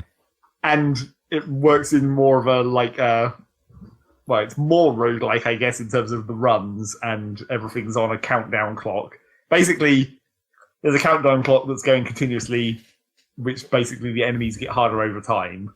So you're trying to kill enemies to get gold, to open chests, to acquire new loot in order to be able to survive when the enemies get harder, and so on and so forth. And there's also level structure, so you have to find the boss portal and then trigger the boss portal and then kill the boss and then clear out all the enemies that are remaining, and then you move on to the next level and so on. And, everything's really tiny, which, I like pixel art, but I feel like maybe that's a bit too pixely. Everything's real small. And also, there's large open spaces where there's not much actually on the screen. There's just tiny platforms. It's I feel like you maybe could have done a slightly better aesthetic job on this, maybe. But I'm also I don't get how to succeed really. When I started thinking about it more, I was like, okay, since the level spawn, it's randomly built out of chunks in sort of a Rogue Legacy / Spelunky, whatever style. Yeah. You see the same arrangements of platforms, but they're in a different place or whatever. Yeah. And I was like, so the levels, it generates a level, because they're contained within levels because of the boss thing, and there'll be a certain number of chests in the level. So obviously, the ideal strategy will be to grind gold until you've collected all the chests so that you're as powerful as you can be, and then you kill the boss and move on, right? That would be the logical way to progress through this thing, presumably. And then I guess the idea is to get gold as fast as you can in order to stay ahead of the curve of the enemies as you progress through the timed aspect of it as well as the level aspect of it. Maybe. But I just can't pull it off. And it feels real weird with the way the one character that you start with, because you unlock characters, of course, one character you start with feels... Well, the trouble with it is that, this character feels weird, and yet I don't even see how another character would work, because one of this character's skills is dodge roll. Right. And, like, it's a specific skill on this character, and it's got, like, a cooldown timer. And I'm just like, why can I not just dodge roll at all times? It's just like because we've been playing Gungeon, right? And you Well, just yeah. expect the dodge roll to be a thing. Or even Rogue Legacy with the dash. Yeah. And it's just like, it just feels real weird to have it be so limited. And also, like, your main, like, shooting the gun skill is not just like, you don't just have a generic skill exactly. I mean, it is the generic skill technically, but it doesn't feel like it. Like, you push the button and it fires your gun twice, and you just keep pushing the button over and over, and it's like, it doesn't feel just like holding down a trigger or whatever and just firing, which I feel like it would have felt much more natural to do. It forces you to play it. It's basically a single shot gun. Yeah, but you would have liked it to have been a little bit more. Except for how many bullets you have to spam, it's not really. You're just constantly mashing the fire button, and then occasionally remembering to push your other skill buttons to fire off the burst or whatever, or the penetrating shot. It's just like, I'm not sure how to succeed with that, and I'm not sure how you could possibly succeed without the dodge roll, because even at this point, it's virtually impossible to avoid damage. There's just some enemies that just, I don't understand what you're meant to do with them. Like, there's these jellyfish things that fly through the air and sort of home in on you, but there's no way to shoot them without, you're not fast enough to move, stop, turn, shoot, and not have them hit you. So the only way that I end up dealing with them is just basically letting them land on top of me and just shooting until they die. It's just like that, and I'm taking a load of health damage. I'm like, what am I meant to do in this situation? This is one of those games where you have to, like, you have a turn animation then. Like, you said turn and shoot. Like, is that, like, because there is... No, it's not a turn like animation. An animation delay on it? It's like, because of the way you're firing your gun is a skill, it fires in the direction you're facing. So you have to consciously stop moving away from them, start moving towards them, and then push the fire button. And it's like, it's not natural. You're not just like holding it down and turning around. Or dual sticking it. Or dual sticking it or whatever. So yeah, it seems weirdly awkward, and I'm not sure how to actually progress. But it has, the traditional bunch of random items that can give you various powers, some of which are useful and some of which aren't. It's a very roguelike, as is standard. So yeah, don't know if I'll manage to play any more of that, because it would be fine if I unlocked maybe one more character to see something different, but the character unlock requirements seem difficult, even just like getting to level 3, and I'm just like, I've got to level 2 once, and that was because I got an easy boss. The other 2 bosses I've seen have been fucking impossible. So yeah, don't really know what's up with that. Is it rogue-like or rogue-lite? Like, is there any persistence between runs? Or? Not really. I mean, you unlock... It's more like Isaac, where you unlock the ability for items to appear in the next run. Right, got you. So not exactly... So it might get easier, but then it might be throwing more... Yeah, but then you've got like a larger random pool. Yeah. You might have more percentage chance of getting screwed as much as you do getting unscrewed. Who knows? Says that. And then the third thing that wasn't technically related to the Steam Twinkling, but was coincidentally also free over the same time period, and then some. It was actually like a free week rather than a free weekend, which was the other things. I played a bunch of Terratech, which is a weird game that I would say is basically Spore but for vehicles. Yeah, okay. You just shove a bunch of random vehicle parts together to make a vehicle, and you go around and shoot things.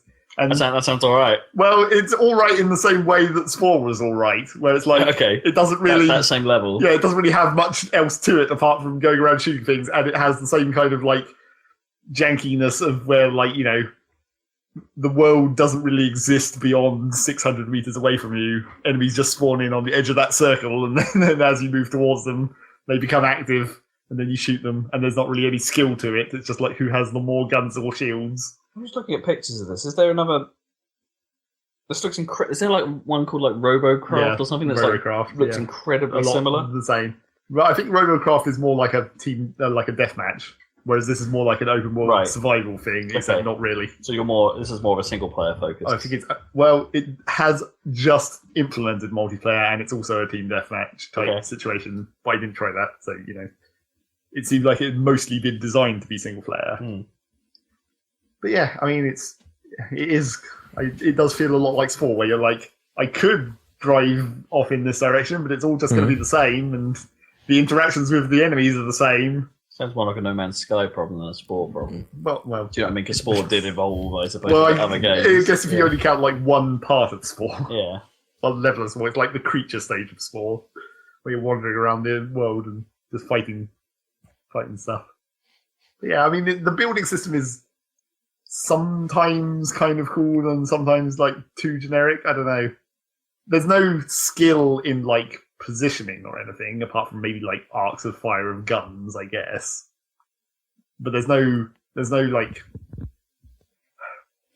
thought put into like, you know, design of like, you don't have to have like you kind of have to have batteries, I guess, but you don't have to like consider reactors and like shields. You just have to be like, I'm just going to have shields that cover me, and then I'm going to put enough batteries on there, and it doesn't matter where they are, and it doesn't matter how they're arranged. It's just they just have to be there. You just build a fucking Borg cube and just have this. That's it. There's no real skill to the building. You wanted there to be a bit more nuance to where stuff is in a sort of curvily sort of way. Yeah, kinda. That could make it better. But there are at least a lot of different parts, even if some of them are more useful than others. Because there's basically 4 corporations, so there's 4 different types of parts. You've got like the generic one, you've got the industrial one that doesn't have guns but just has lots of like mining drills and stuff. And you've got the speed one, and then you've got the military hardware one where you get the actual armor and stuff. That's like quite late on though. And yeah, I mean, there is some elements of sort of design, and there's even some elements of sort of base building. Like you can build platforms that have like conveyor belts and refined resources, which is also not quite as convenient as you'd like it to be. Like it's kind of a hassle where you could just pretty much just drive around and fight enemies and just salvage the crap that falls off them, rather than manufacturing your own parts. Right. So yeah, it does have that Spore-esque feeling of like, it's okay, but it's not going to go anywhere. Right, yeah. I mean, it's still early access, I guess, so it could go somewhere eventually. Although it seems like it might not be early access for much longer. Sounds like they're maybe doing a console release, which is usually the indication. The 1.0, yeah. Or unless you're space engineers. Sure. Well, it depends if they want that PlayStation money. Yeah. What with their lack of or early access. I guess they could have said console release into like an early access on console. I didn't really read you can do that on Xbox. Yeah. But like PS4 don't have an official early access program, do they? So it's maybe. I mean, unless you want to count the weirdness of Fortnite on PS4. Yeah. Fortnite's a whole separate problem. Okay, and then number 4, I randomly saw a video of and then just played because it was a free demo. A tiny little really indie, like as in a guy made this indie game called Forager, which is sort of a cross between.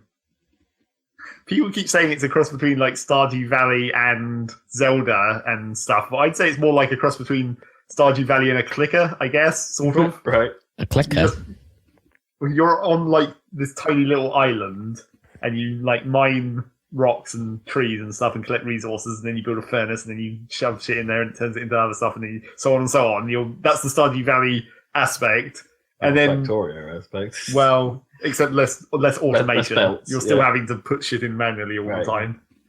And then as you're doing this, you're gaining experience, and then when you level up, you can choose different perks that make you more effective at doing different things. And then the goal, well, in this early demo version, I guess, because it's not really finished in any way, the goal is to collect money by making forges that make money out of gold that you're mining. You could get the money and then you can unlock new land. So you're basically trying to expand the area of land that the little island you're on. You can unlock new islands next to it and then build bridges across and like expand the area that you have to collect resources from, and therefore collect more resources and so on. It's just snowballing it in a clicker-esque fashion. Sure. And and then that's pretty much it. Because it's not really a full game yet. Right, yeah. You're just collecting more and more resources more and more efficiently, making more and more money to unlock more and more expensive islands. Get big. Yeah. So, Make the numbers go up. Yep, make the numbers go up.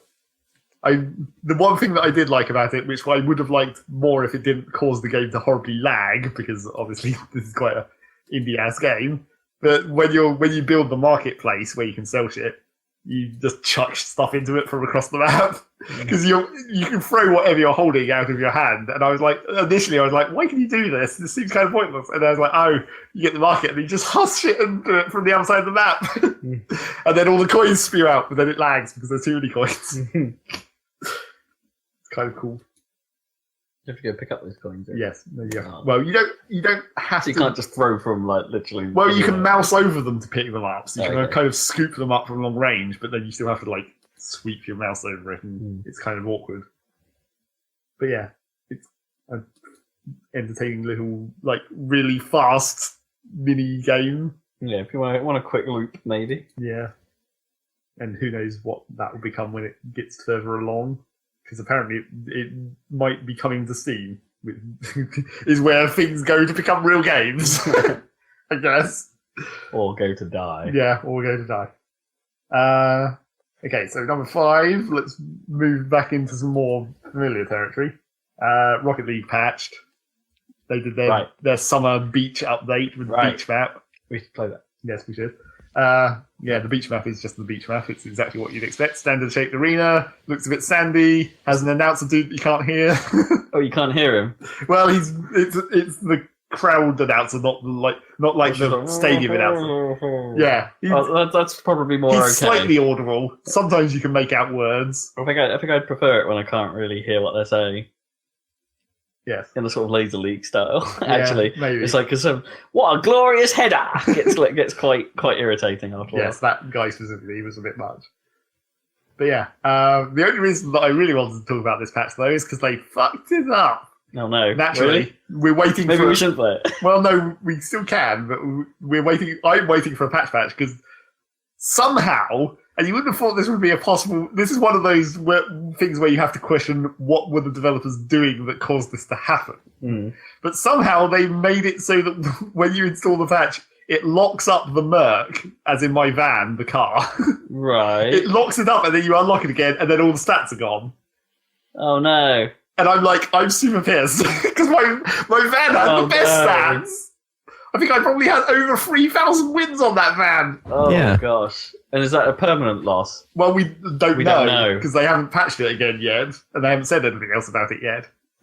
Oh no. And I may be annoyed about that for stats, but the secondary thing of why this is probably more of a problem is that it apparently also erased all the painted versions of the Merc from everyone's inventory, because Bodyworks can have, like, the trim can be painted. Oh, I didn't know that.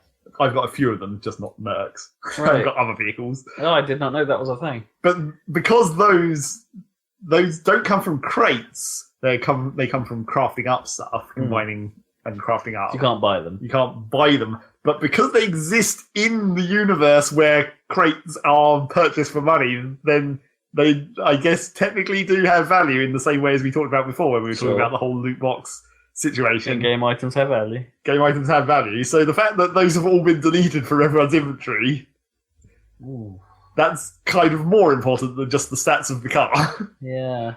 That's kind of bad. Like, I wonder if... Because they're going to have to fix that. Unless they're dropping the idea of painted bodyworks, or is it just the Merc? It's just the Merc. Oh, boy. That's a bad one. Yeah. And so there, like I say, it's like, what were they doing that caused that very specific bug?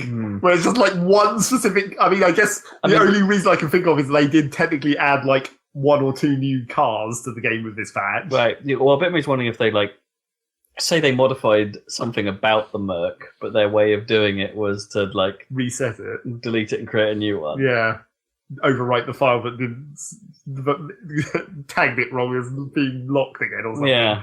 Or like it has a completely new internal ID or something that's just being treated as a whole different car. I mean, the question is, like, what can they do to undo this? Because is the inventory stored server-side somehow? I don't know, because it's... I imagine it must. I mean, it's not a Steam inventory, obviously. No. But could they, like, roll back? And if they had to do a rollback, would it roll back, like, all the trades across the entire of Rocket League that happened during that time or something? Or would they, or is it even possibly just like a client bug where they still exist? You just the client can't see them any longer, or something. I mean, it's not impossible. I probably wouldn't I wouldn't imagine they'd roll back everything, but you could. I'd hate to be the data engineers that would have to try and figure out, do a diff, basically, and just say, you know what, you can have it all. They'll have to make a call and just be all like, oh, did you get rid of all that stuff? Oh, well, you've still got it. Oh, well. Yeah. Oh, yeah. It wouldn't have been so bad if it weren't for the painted ones, because, there's a specific set of those, and not everyone had them, and you can't just give everyone all of those, because it would devalue the market or whatever. I don't know. They've made themselves a bit of a problem. Yeah. But apart from that, the game seems to work okay. Okay. So they haven't actually affected any gameplay, just aesthetic stuff's gone awry. Yeah. Maybe people don't like the new map because it's too bright. Is it really? Well, beach. Yep. But it's too bright. You can't see whether the boosts have boost on them because it's too bright. Oh, okay. Maybe the yellow's a little too additive on the light side. So yeah, that's the Rocket League patch situation. They better fucking fix my Merc. I mean, I was thinking about it like, worst case scenario, I can calculate how many wins that Merc had on it by adding up all the other ones and subtracting it from my total win count. Technically, but that's not the same. Yeah.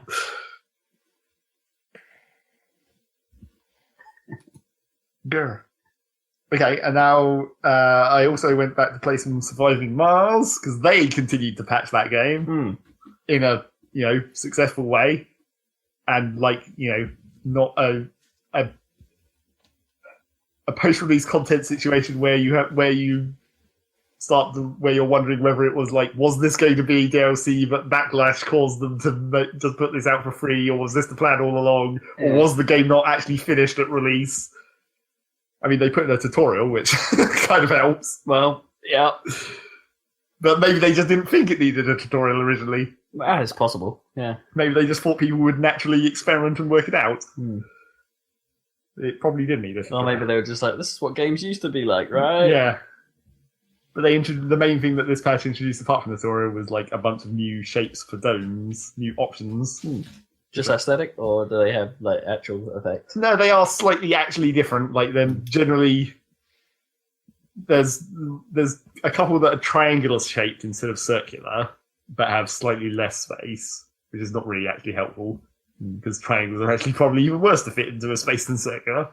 And then the one that's more useful is one that's slightly larger in terms of buildable space than the smallest dome, but doesn't have the spire, which is pretty much great for the early game, because in the early game you're probably not worried about the spires yet because they're so expensive. They're probably just taking up pointless space. Yeah, well, the spire is a specific location. Okay. The dome only has one, and it's either there or not, or whatever. Okay. So if it doesn't have a spire, it's you're not losing the space as such, but you're in fact gaining space because of this dome being slightly bigger. So it's actually sort of a benefit for the early game to have this option. And they also introduced the micro dome, which I guess is meant for mining colonies, where you just have a tiny dome to have the people that run the mining drill, I guess. So yeah, new options for that.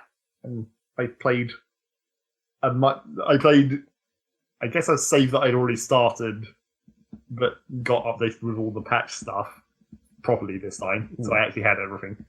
I played that through and tried to finish off some of the achievements again. Some of the more late game achievements, getting towards 1,000 people. I've nearly made it. That's not actually an achievement, that's only an in-game achievement. But Right. I thought I'd do it. Also, because there was a couple of other things that I was waiting, more or less just time-based. Getting 2 rare traits on a colonist. That's pretty much just random, and having a lot of colonists will help. Yeah, I guess. And having a late game sort of civilization with all the trait-inducing effects. And so on. He might be exposed to it more. Yeah. So I got that achievement. And yeah, the game kind of started bugging out around 750 people. Oh, really? Lag spikes started occurring, and there was a couple of, I don't know, it's probably not due to population, but there's a couple of random effects that stopped working. One of my domes now permanently has the area, the area that mining drills can theoretically be built in is shown as an overlay. That's permanently on one of my domes now. It just won't go away. Oh, weird. I'm okay, that's annoying. What, even if you reload and stuff? Yeah. It just seems to be stuck. Weird. But yeah. I'm probably just going to get to 1,000 and then I'll be done with that save. That'll be all good. Start a new one with a different corporation and more achievements. I was looking because one of the other achievements that was a long-term one is reach 200 vegans.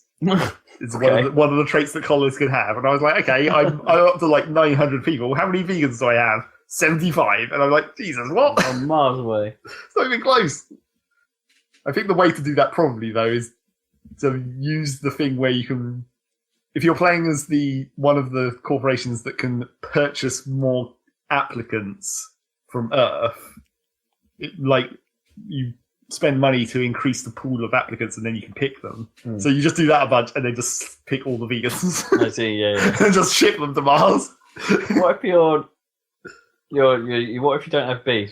You don't have beef. There's only plants. Right. So everyone's a vegan. Technically, yes. Okay. Because not everyone is explicitly a vegan. There's no milk, right? No, there's no animals at all. Not even pets. So everyone's a vegan. Yep. It lies.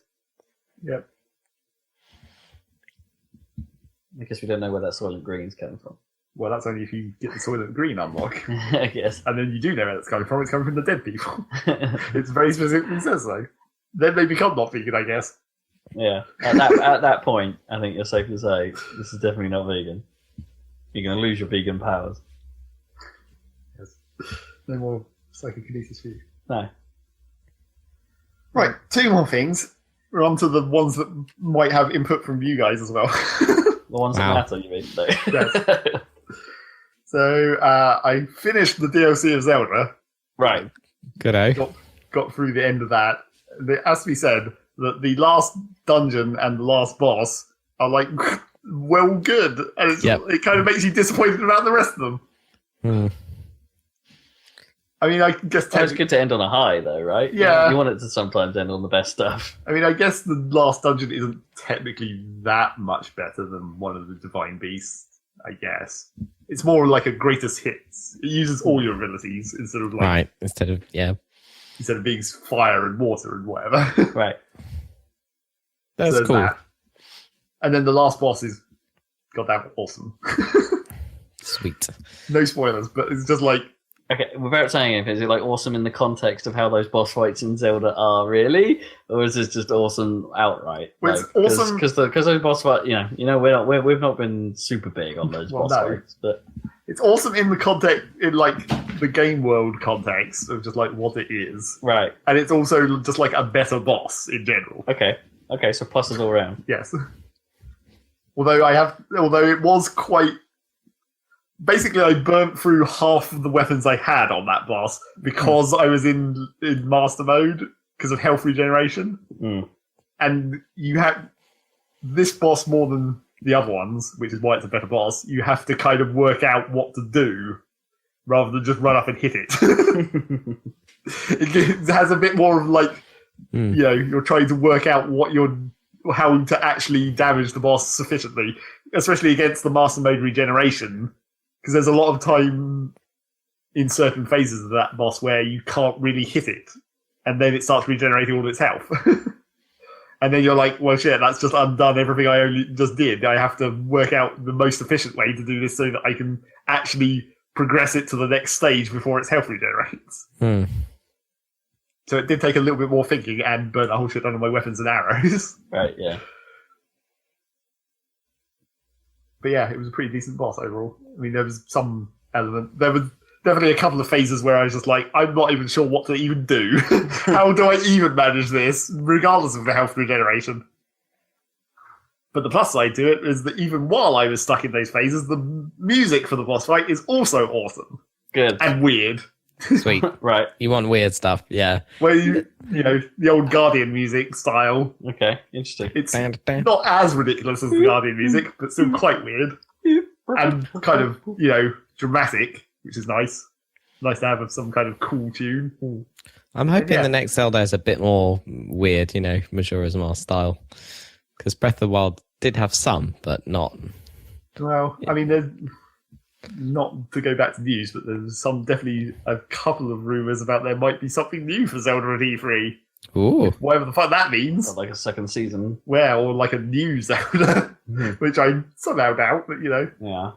Well, wasn't there some rumor about there might be another like 3DS one. Yeah, I guess that would make more sense because they're still not done with the 3DS somehow. No, they're definitely not done on the 3DS yet. Got a whole other year until whatever game it is that comes out next year comes out.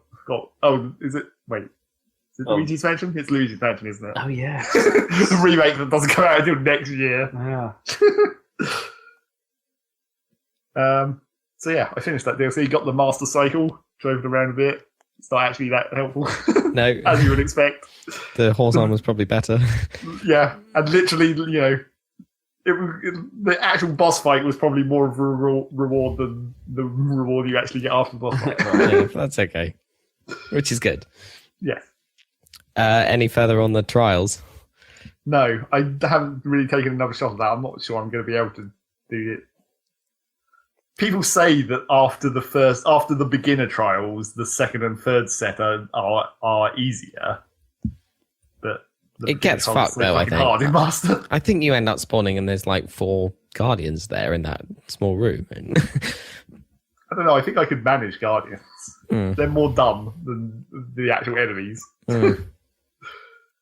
Assuming that I had enough weapons to do it, of course, by that point.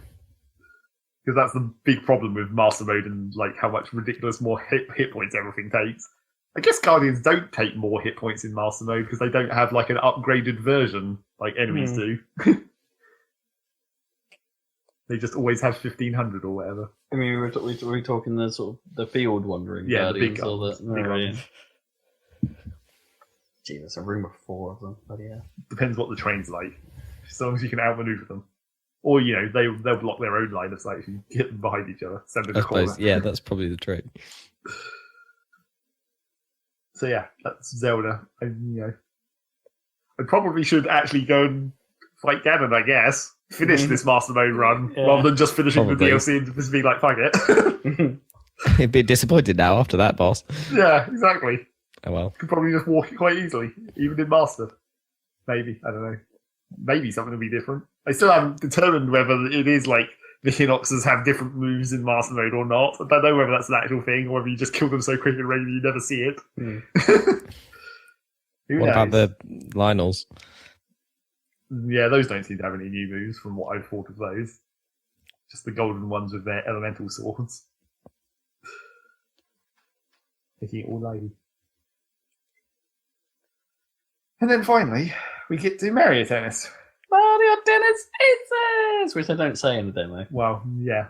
We'll wait for that sound effect in the full game, I guess. Mario Presumably it will have it. Should have called it Wario Tennis. Yep. If only. Don't worry about. I mean, it's Camelot still, right? So they might bring back the dumb things. Yeah. The intro. Needs an intro. Yes. So what are the impressions from the There's like demo? an adventure mode, isn't there? There's like a story there's going to mode. be a story. Yeah, there's a story mode. Like the old Mario Golf Yeah. on Game Boy. Yeah. Oh yeah, that Mario Golf. And Mario Tennis on Game Boy. Yeah. Mario Tennis on Game Boy, yeah. So Mario Tennis Aces, it's a weird thing, isn't it? I'm on the fence about it. Like, I think there are things that it is possible for it to feel very fun and for games to be very tight and very back and forth, and that's when it feels its best.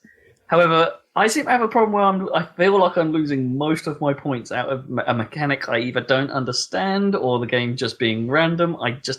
There are bits of it I just have not got to grips with it, and it is screwing me over. Well, you seem to get hit by balls all the time. I get body shot all the time. And I don't know why. No, I don't know what's going on. I was trying to play it, and I was like, it doesn't seem to be a problem, but I don't know how I'm doing anything different. Apart from when we determined the whole problem of zone shots and the disappearing star thing, but that's a very specific situation. Yeah, so the new mechanics are like that.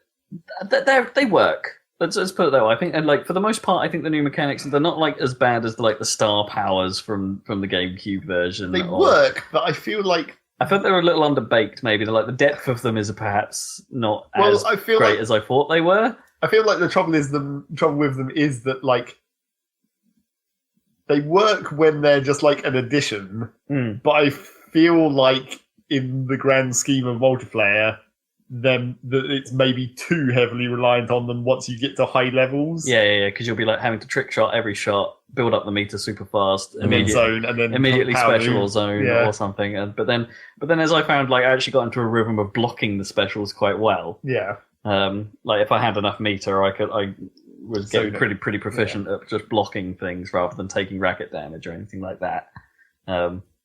Which is always funny when someone burns their whole meter on a special, and I'm like, I can deal with that. Yeah.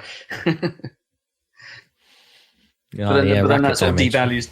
But then that devalues the specials, right? Unless you're playing against someone that you don't realize can block.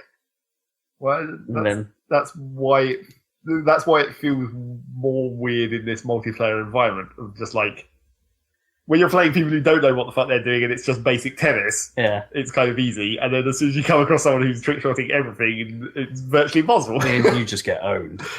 Yeah, there's like this giant skill gap that maybe.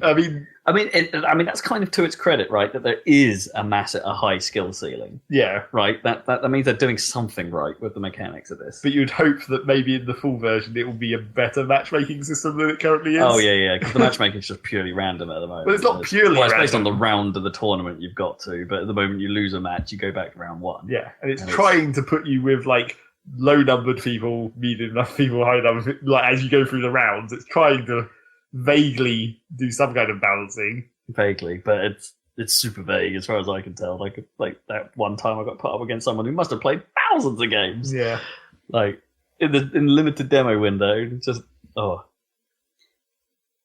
So anyway, yeah, those it's. I mean, everything about the mechanics of this was in that video. It's like there's no real surprises here. They've literally told you everything. Yeah, there's no real surprises here. Except there's just like, as I say, my problem is just like how there's definitely there's got to be something I'm missing about the nuance of like when you're charging for a shot.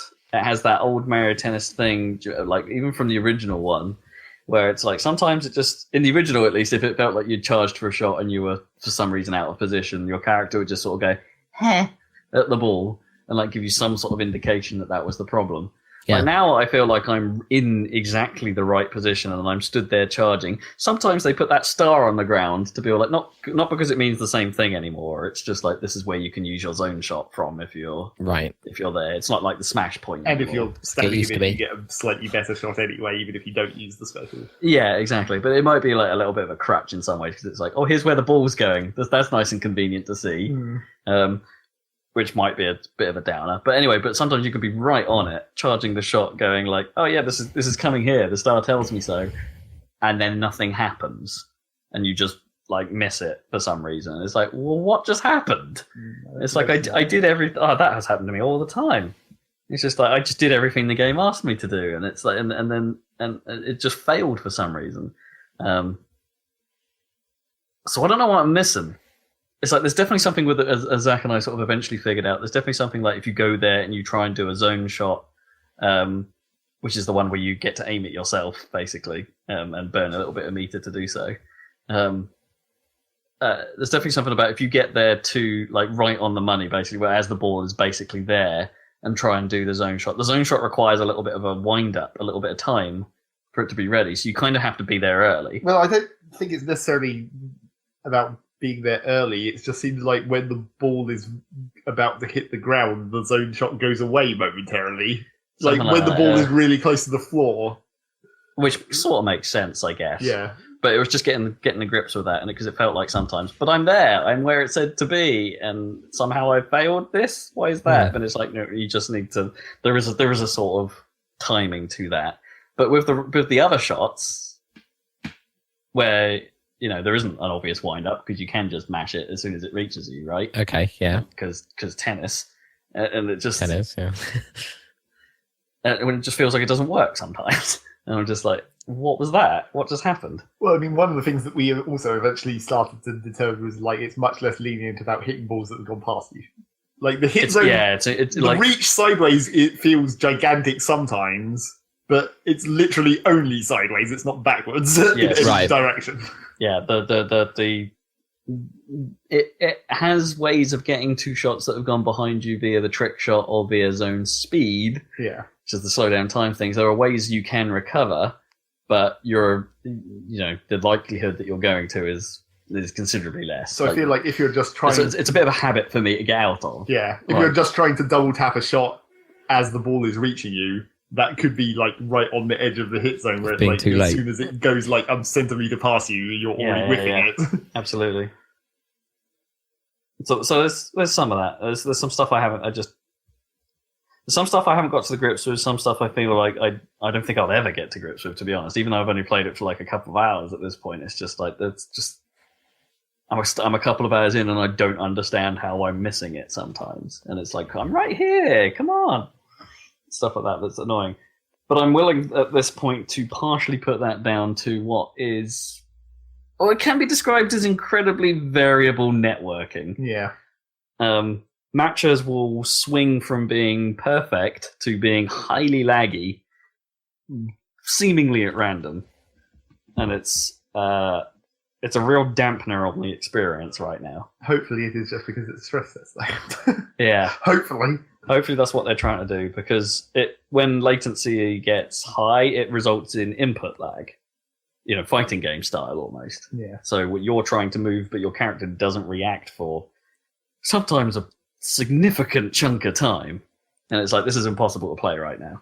And it's, it can be difficult to play normally, but then once you introduce like zone shots where they're super fast, if you're trying to counter something with zone speed by slowing down time, and it doesn't register that you're pressing the slow down time button until the ball is already halfway across the court, you're basically screwed. So I've had ones like, and I'm willing to put this down to lag. There's been times where you can basically, like, as soon as you see your opponent pull a special, you just hold down the zone. Just hold down the zone speed so you're ready to slow down time so you can get in for that block. Yeah. Right.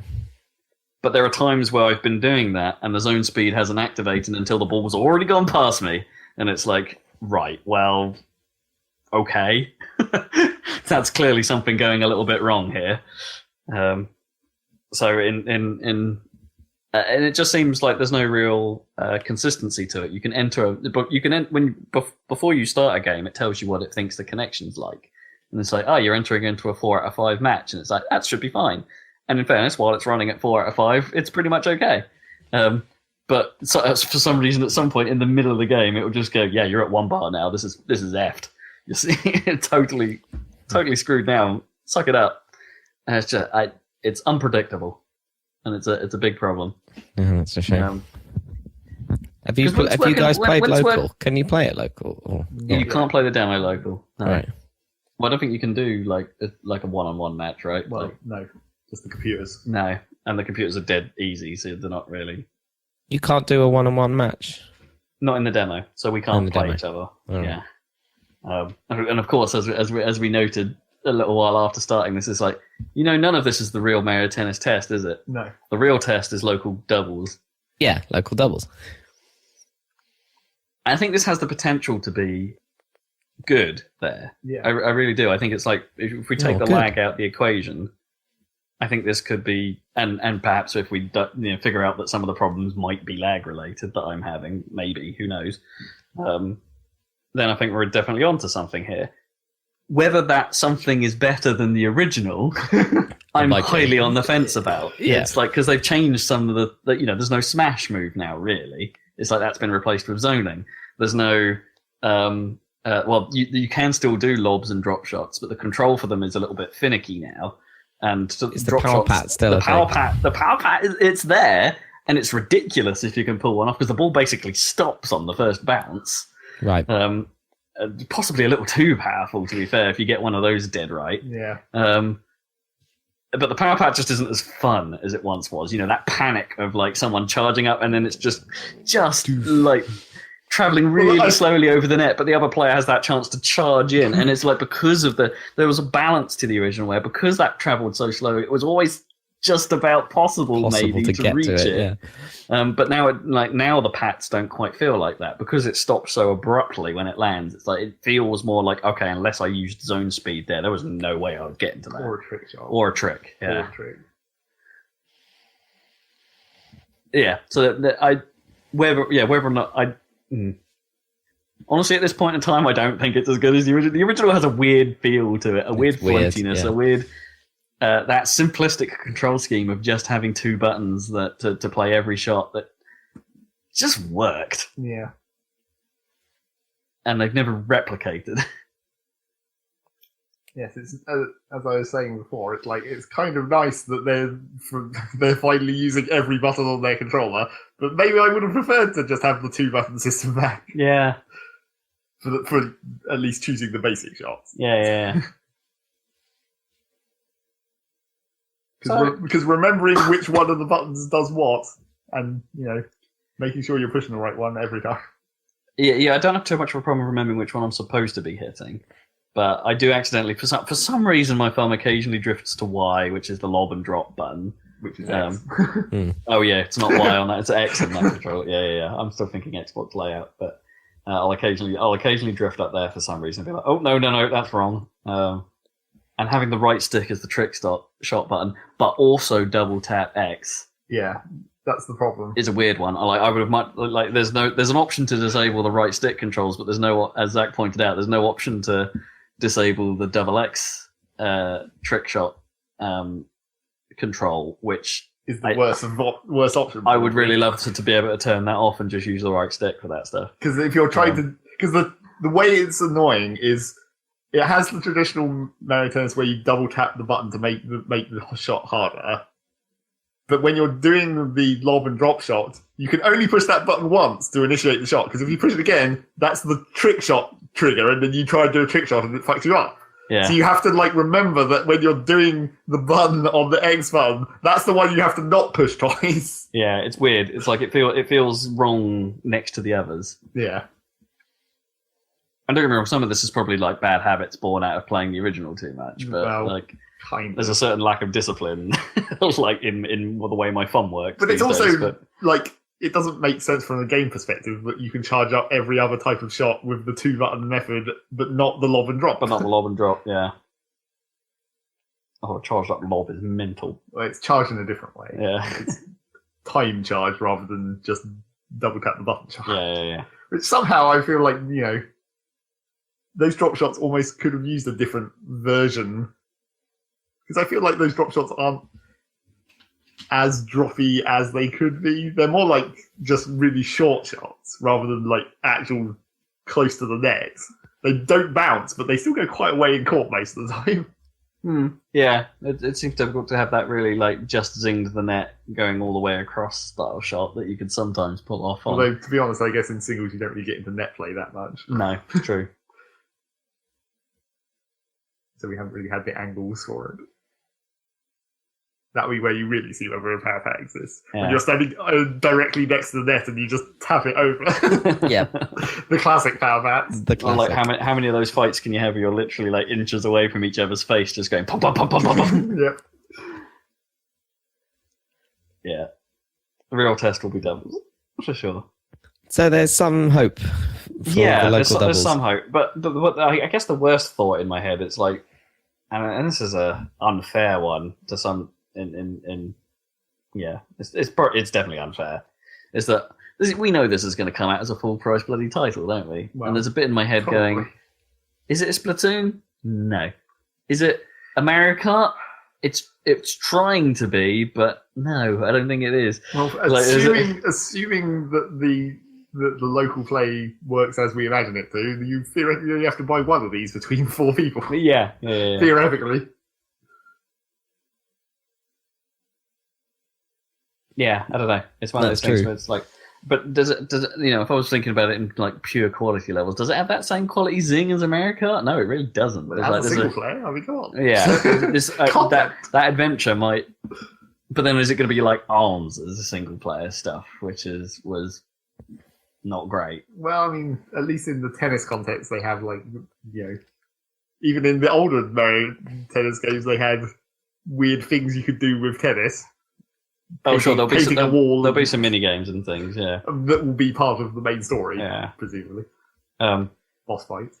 I guess the other thing is I'm not 100% sure that the general presentation layer of the whole package is as high as recent stuff we've seen from Nintendo. That may I don't think just be the demo menu. Yeah, maybe, but even the soundtrack and stuff like that, the way that that's recorded is very Mario Tennis. It's it's unquestionably that style of music, but it's not they've not made it bigger like they did with Mario Kart or even ARMS, where it had like singing elements to the music and stuff like that. It doesn't. Do you want really complicated music in a sports game? I just want it. I don't want it. Doesn't have to be complicated. I just want it to be better produced. I guess it's like I want a band playing it. I want there to be those trumpets to be real, like they were in Mario Kart. You know, it's. Well, Nintendo unfortunately set their own precedent now. Well, you have it's to like they improved everything, and this doesn't feel quite as big a jump. You have to assume that every level is going to have its own music, so maybe there'll be some levels that have good music. Well, let's hope. But go to Decay Jungle and have whatever the Congo drums that they do with this one. It's a title screen thing, right? You got to have your I guess. Have your biggest quality there. Get the horns out. Maybe too much horns. With the trumpet. Brrr. That's the trumpet that follows the trumpet. Well, Exactly. The trumpet that tells us that it's time for Rob to talk about more games. That was the transitional game. Yeah, the transitional. The traditional transition. The traditional transition. Yeah. What have you been playing, Rob? Yeah, a few things. I've been playing a bit more Laser League. Not going to, not a great deal to say there because it's just been playing different maps. They haven't really, there's been no patches or anything like that come out for the game. Nothing really to talk about. I'm still having a blast with it. I think it's real good. It's a nice, you got 15 minutes? Have a quick round. Go for it. I do think I'm a bit worried about its player count because I feel like I'm hitting more and more games where the AI is filling in spots. So maybe it's already dropping off. At least on Xbox, maybe. Maybe the PC scene's a bit stronger. Not sure. But it's a quality game at least. I'll keep checking in with it every now and then. What else have we got? Blah, blah, blah. Not a lot really. Let's just get straight to it. I think I've been playing State of Decay 2. That's what I was interested in because, as I said last time, when I saw that it was going to be on the Game Pass, I was like, "Oh, that means Rob will have to play it because he has Game Pass and he's a crazy person who needs to play everything that's on there." And it's exactly not a kind of game that Rob would usually like. So to be honest, the draw of this was weak going into it. It's what is it? It's a zombie survival game. Great. This sounds right up my wheelhouse. This is up your wheelhouse. up my wheelhouse. Yeah. But what experience have you had before that has caused this specific? I don't know. Opinion on survival games. I think it's just when the market gets flooded with them. Even if I havenven't played them, you're just a full-on I immediately. Yeah, maybe. There's some shit ones, I don't like them. I think. Yeah, I think you're right, Dan. I think I think because it's kind of well known that zombie survival has been overdone because it's so many people tried and have failed in that space. You just kind of immediately assume the next one's going to be bad, right? I mean, it's at least a sequel, which proves that it's the first one had some traction. Yeah. First one was at least fairly competent. All I really know about the first game is that it had no mouth movement and was janky as hell. Well, janky is a sort of given in open world games. Yeah. So. All right, so it's zombie survival. It is that, but its hook is that it's mostly a sandbox. Hook. Most of them are sandboxes, I suppose. Yeah. But it sets you up in a sort of storified way, at least. So when you first drop into it, I picked. You get to pick a couple of starting characters, and they have a relationship to each other, and that's how it plays out the tutorial, basically. So I picked a brother and sister that are sort of stuck in this together. But the brother gets bitten by blood plague.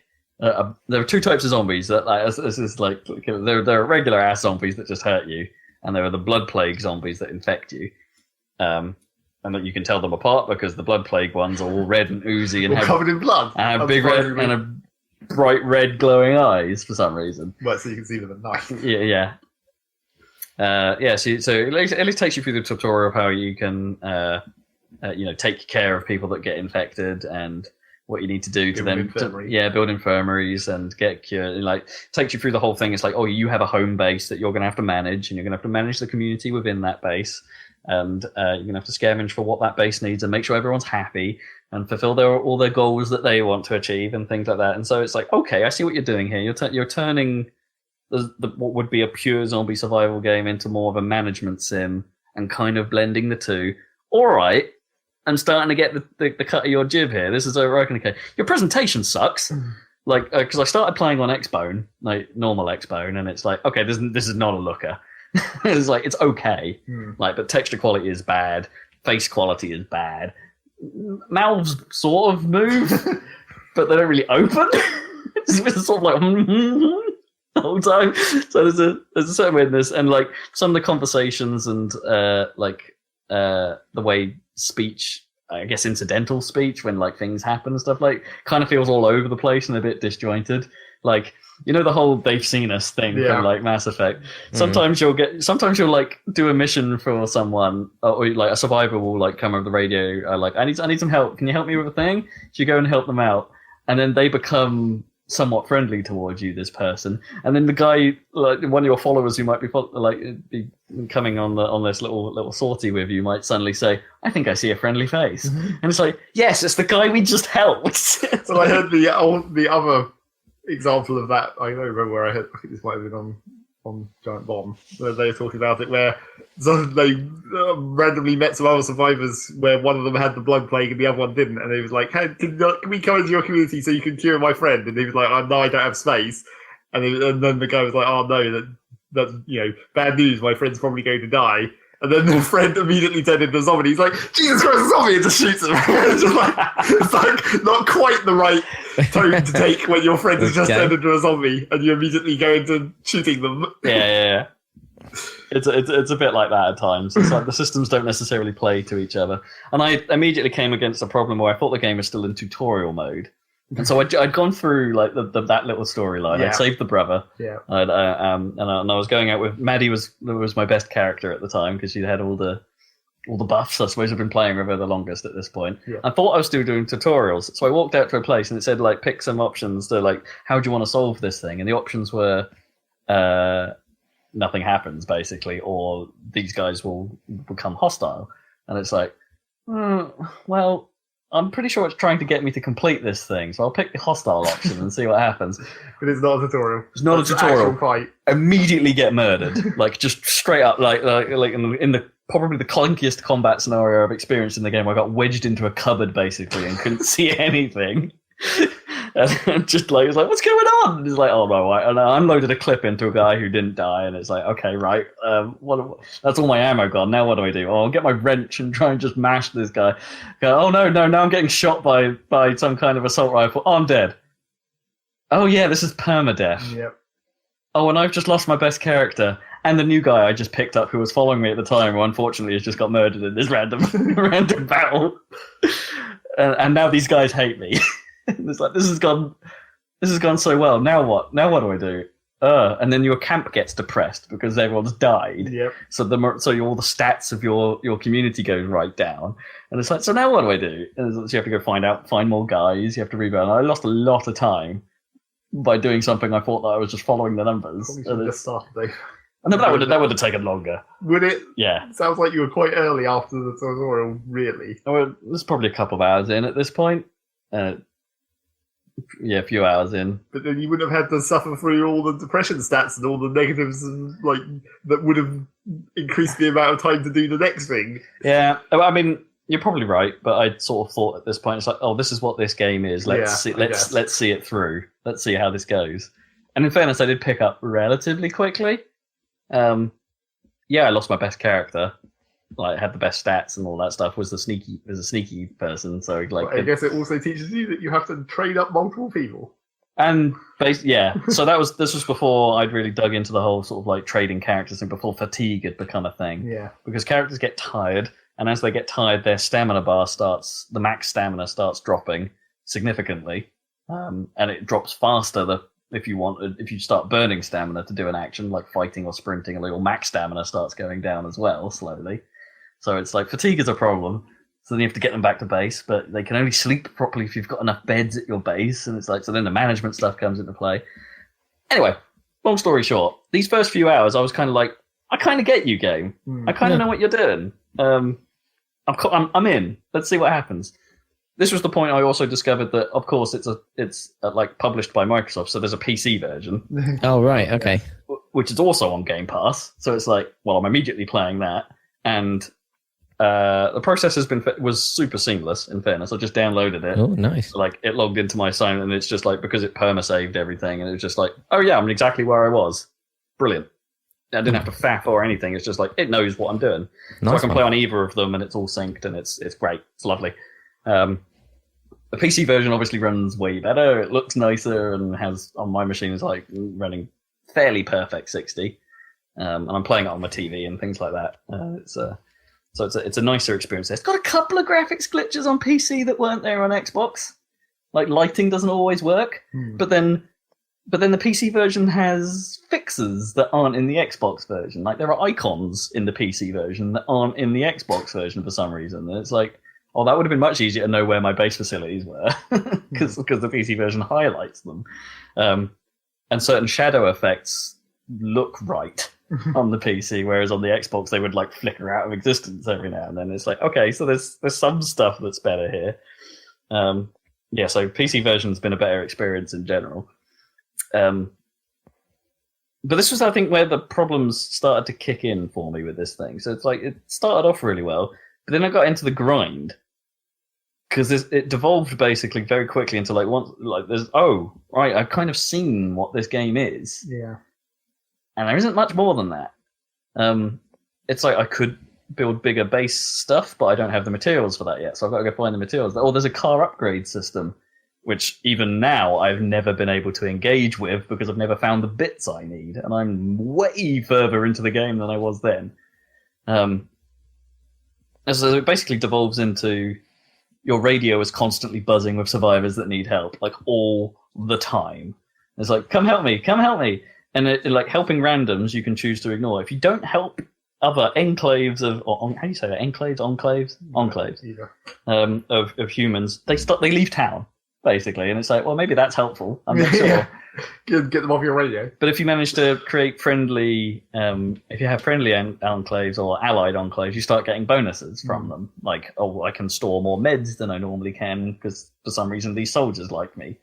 And that at one point I had extra commands on my radio so I could call in for help for something, which I never used because I managed to forget their very next task after unlocking it, and they left town because I forgot to do one thing for them. And it's like, so the enclaves are like super needy and super annoying, more than they are helpful. So I might just ignore everyone from now and just be like, I'm doing this on my own. But then I don't know if like some of them go hostile if you do that. And I don't want that because, yeah, that's probably the worst outcome. If they raid my base, I might be boned. So I'm just sort of grinding through, and you're sort of supposed to be doing that. You're supposed to be taking care of infections, which are just houses that have a lot of zombies in them. And the more of those there are about, the more depressed your team gets, so you have to deal with those. There is like an end game. There is like a goal. There are these things called plague hearts on the map that you've got to like burn with fire or some sort of explosive. And that reduces the plague zombie population in the area. And there's loads of them over the map, and as you upgrade your capabilities, it's like you find more of them start popping up on the map. It's like, okay, now I know where they all are. Okay, here's what I've got to do. But every time you kill one, the next one gets significantly stronger. So the amount of explosives you need to take with you gets way bigger, and the number of waves of plague zombies you have to take out get larger as well. I guess the upside is I'm pretty sure you can go do a bit of damage to the heart, and then if it's gone bad and you haven't, or you like people are injured or infected or whatever, you can just like bail out of it and go back to base, then bring another 2 people, and it's fine. Right. Just carry on. But the map's quite large, so like that drive could be quite a long time, and it could cost you quite a lot of fuel. So if you're do you see where the sort of tedium of this starts to creep in a little bit? Or is it just a problem? Is it actually really sort of just a problem of map design, where like the map's kind of horrid, actually. You kind of just start at one corner, because that's always the worst. If you've started at one corner of the map and you have to go to the very furthest corner rather than being in the middle and spreading it out. I suppose you sort of start having fast travel. I suppose there's no fast travel as far as I can tell. I suppose you start like a third of the way in from the left-hand edge. I think there's 3 maps. I think there is, and I'm on the plateau.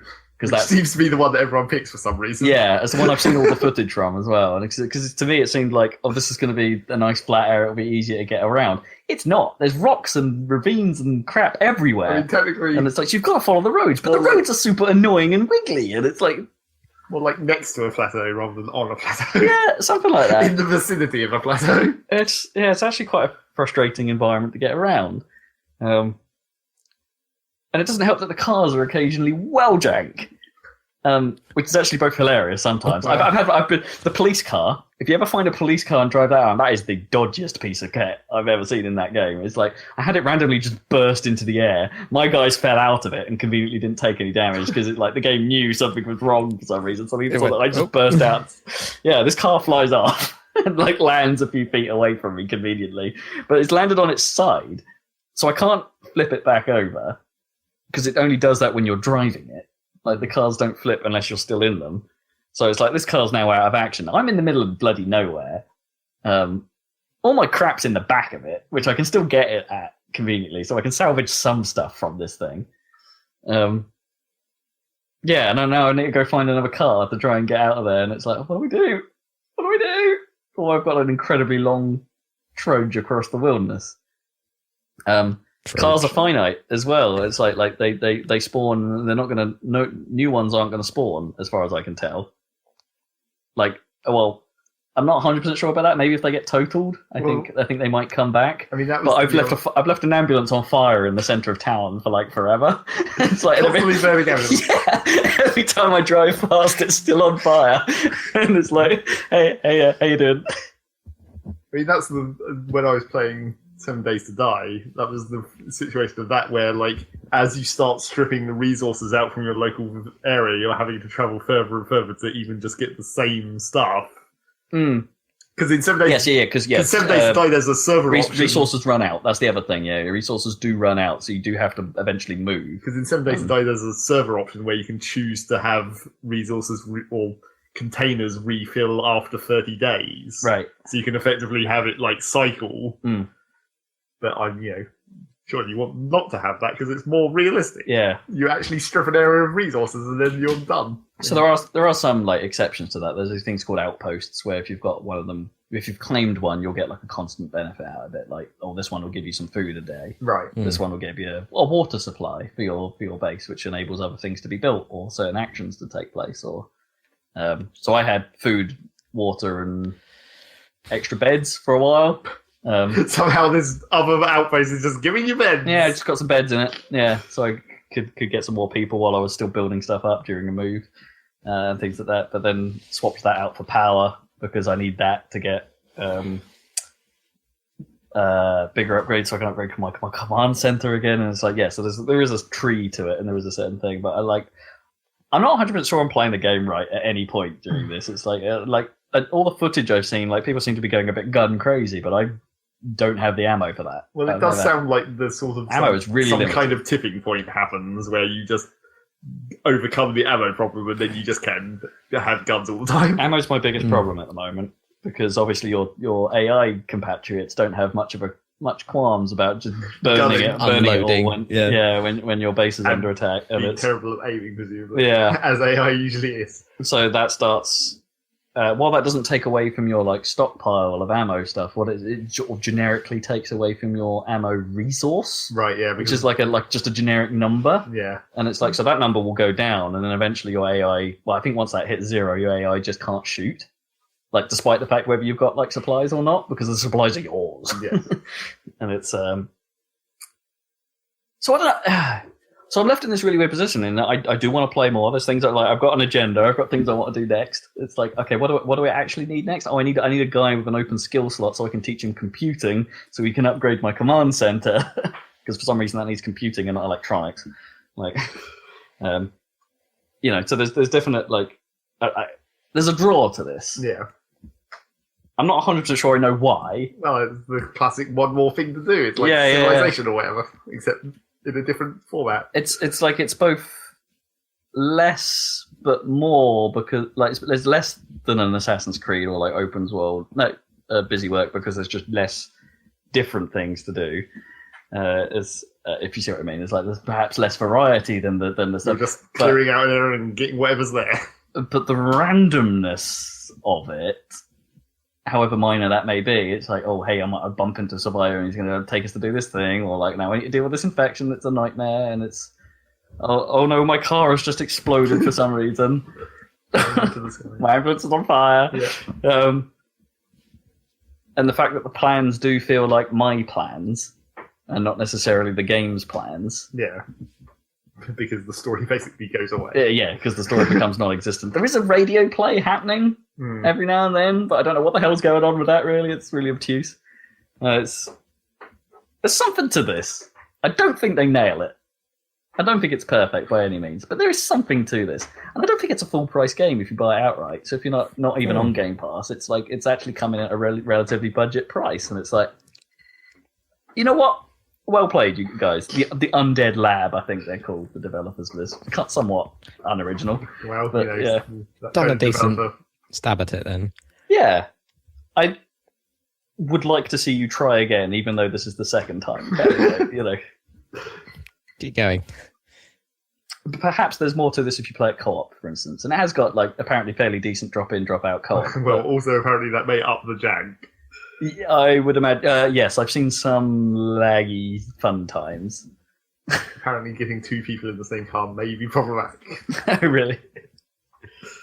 Oh, it's got some weird like tethering thing, like the host, like the co-op player can't go too far away from the host. Very host-based. Yeah, because the co-op player only gains money basically for their own stuff. But I suppose if you're playing it co-op, you're in it for the, everyone's in it together. I guess so. If you're doing it that way. Although you can, like, request randoms. Yes. Always a bad idea. Yeah. Yeah, there's something to this. It's fun. In its own weird way. I don't know how long I played it for yesterday straight. I literally, it must be like 5 hours straight, something like that, which is unheard of for me. That's what that kind of game does. Yeah. One more thing to do. I just there was a point where I finally got bored, but for me to put that amount of time in a single sitting and not get interrupted by life, well, that's also helpful. It was kind of amazing. Give it a shot. State of Decay 2.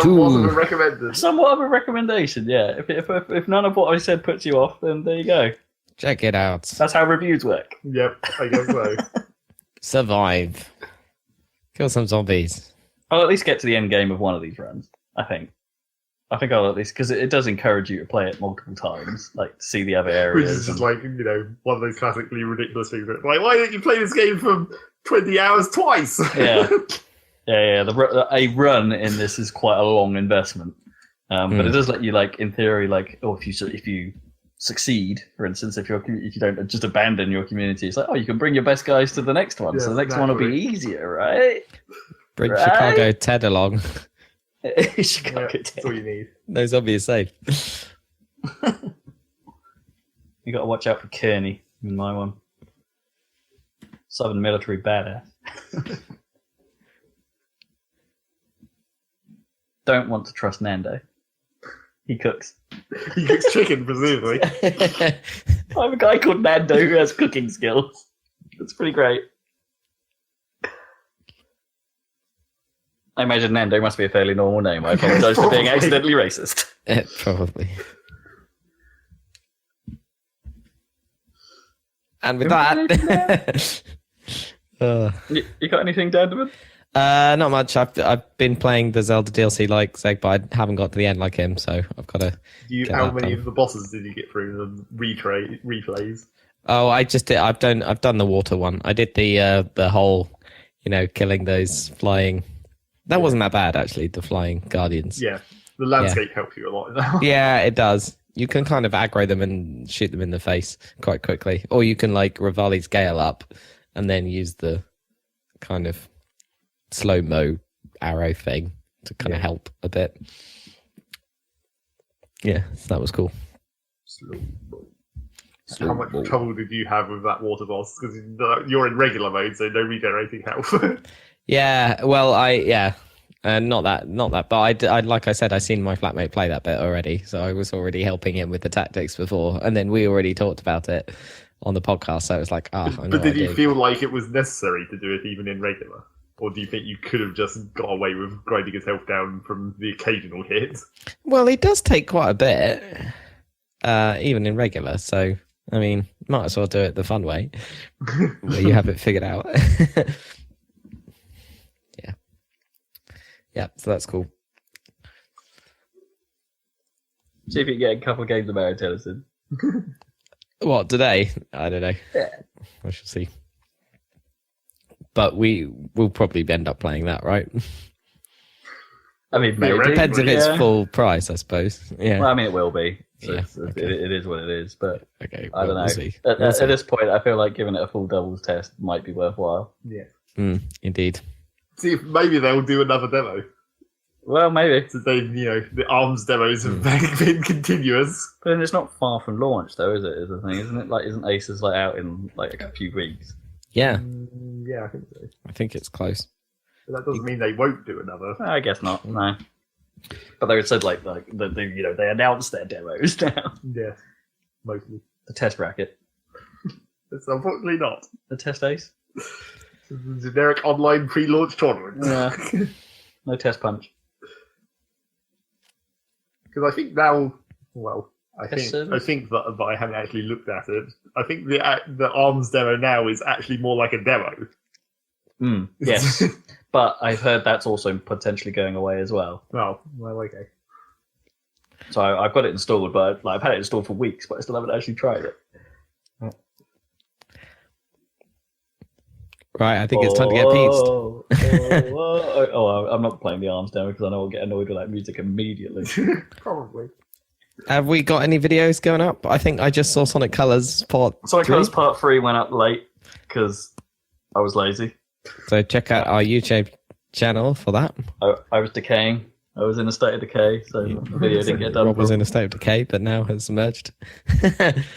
And then it really will be run up to E3 next time, right? Well, next week is E3. It is It will E3. be E3. It will be E3, so we'll see you for our It will E3 be special. E3. It will be have. It will be have E3. So we will catch you for all the analysis you expect from the Salad crew, I guess, on the E3 6 solid press hours of conferences. podcasts. Oh yeah, Oh god, are we actually going to do that? Probably, 2 podcasts as usual. we will see how we do. Maybe. Unless one or two of these press conferences turn out to be incredibly boring. I mean, could we just sum up EA's now and be like, guff? That's every Well, year, though. Look forward to some fun Talking about stuff. how the guff is funny, that's the important part. Yeah, whether douche McCock is about.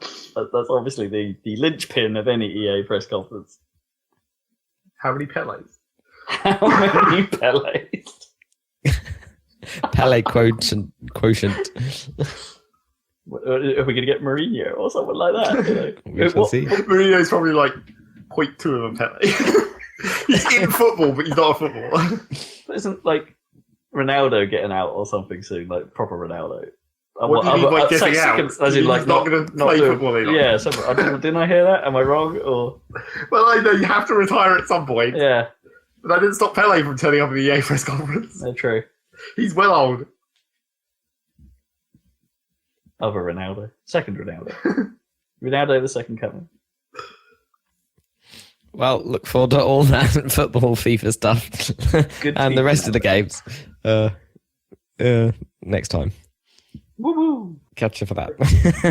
Whoop, whoop, whoop.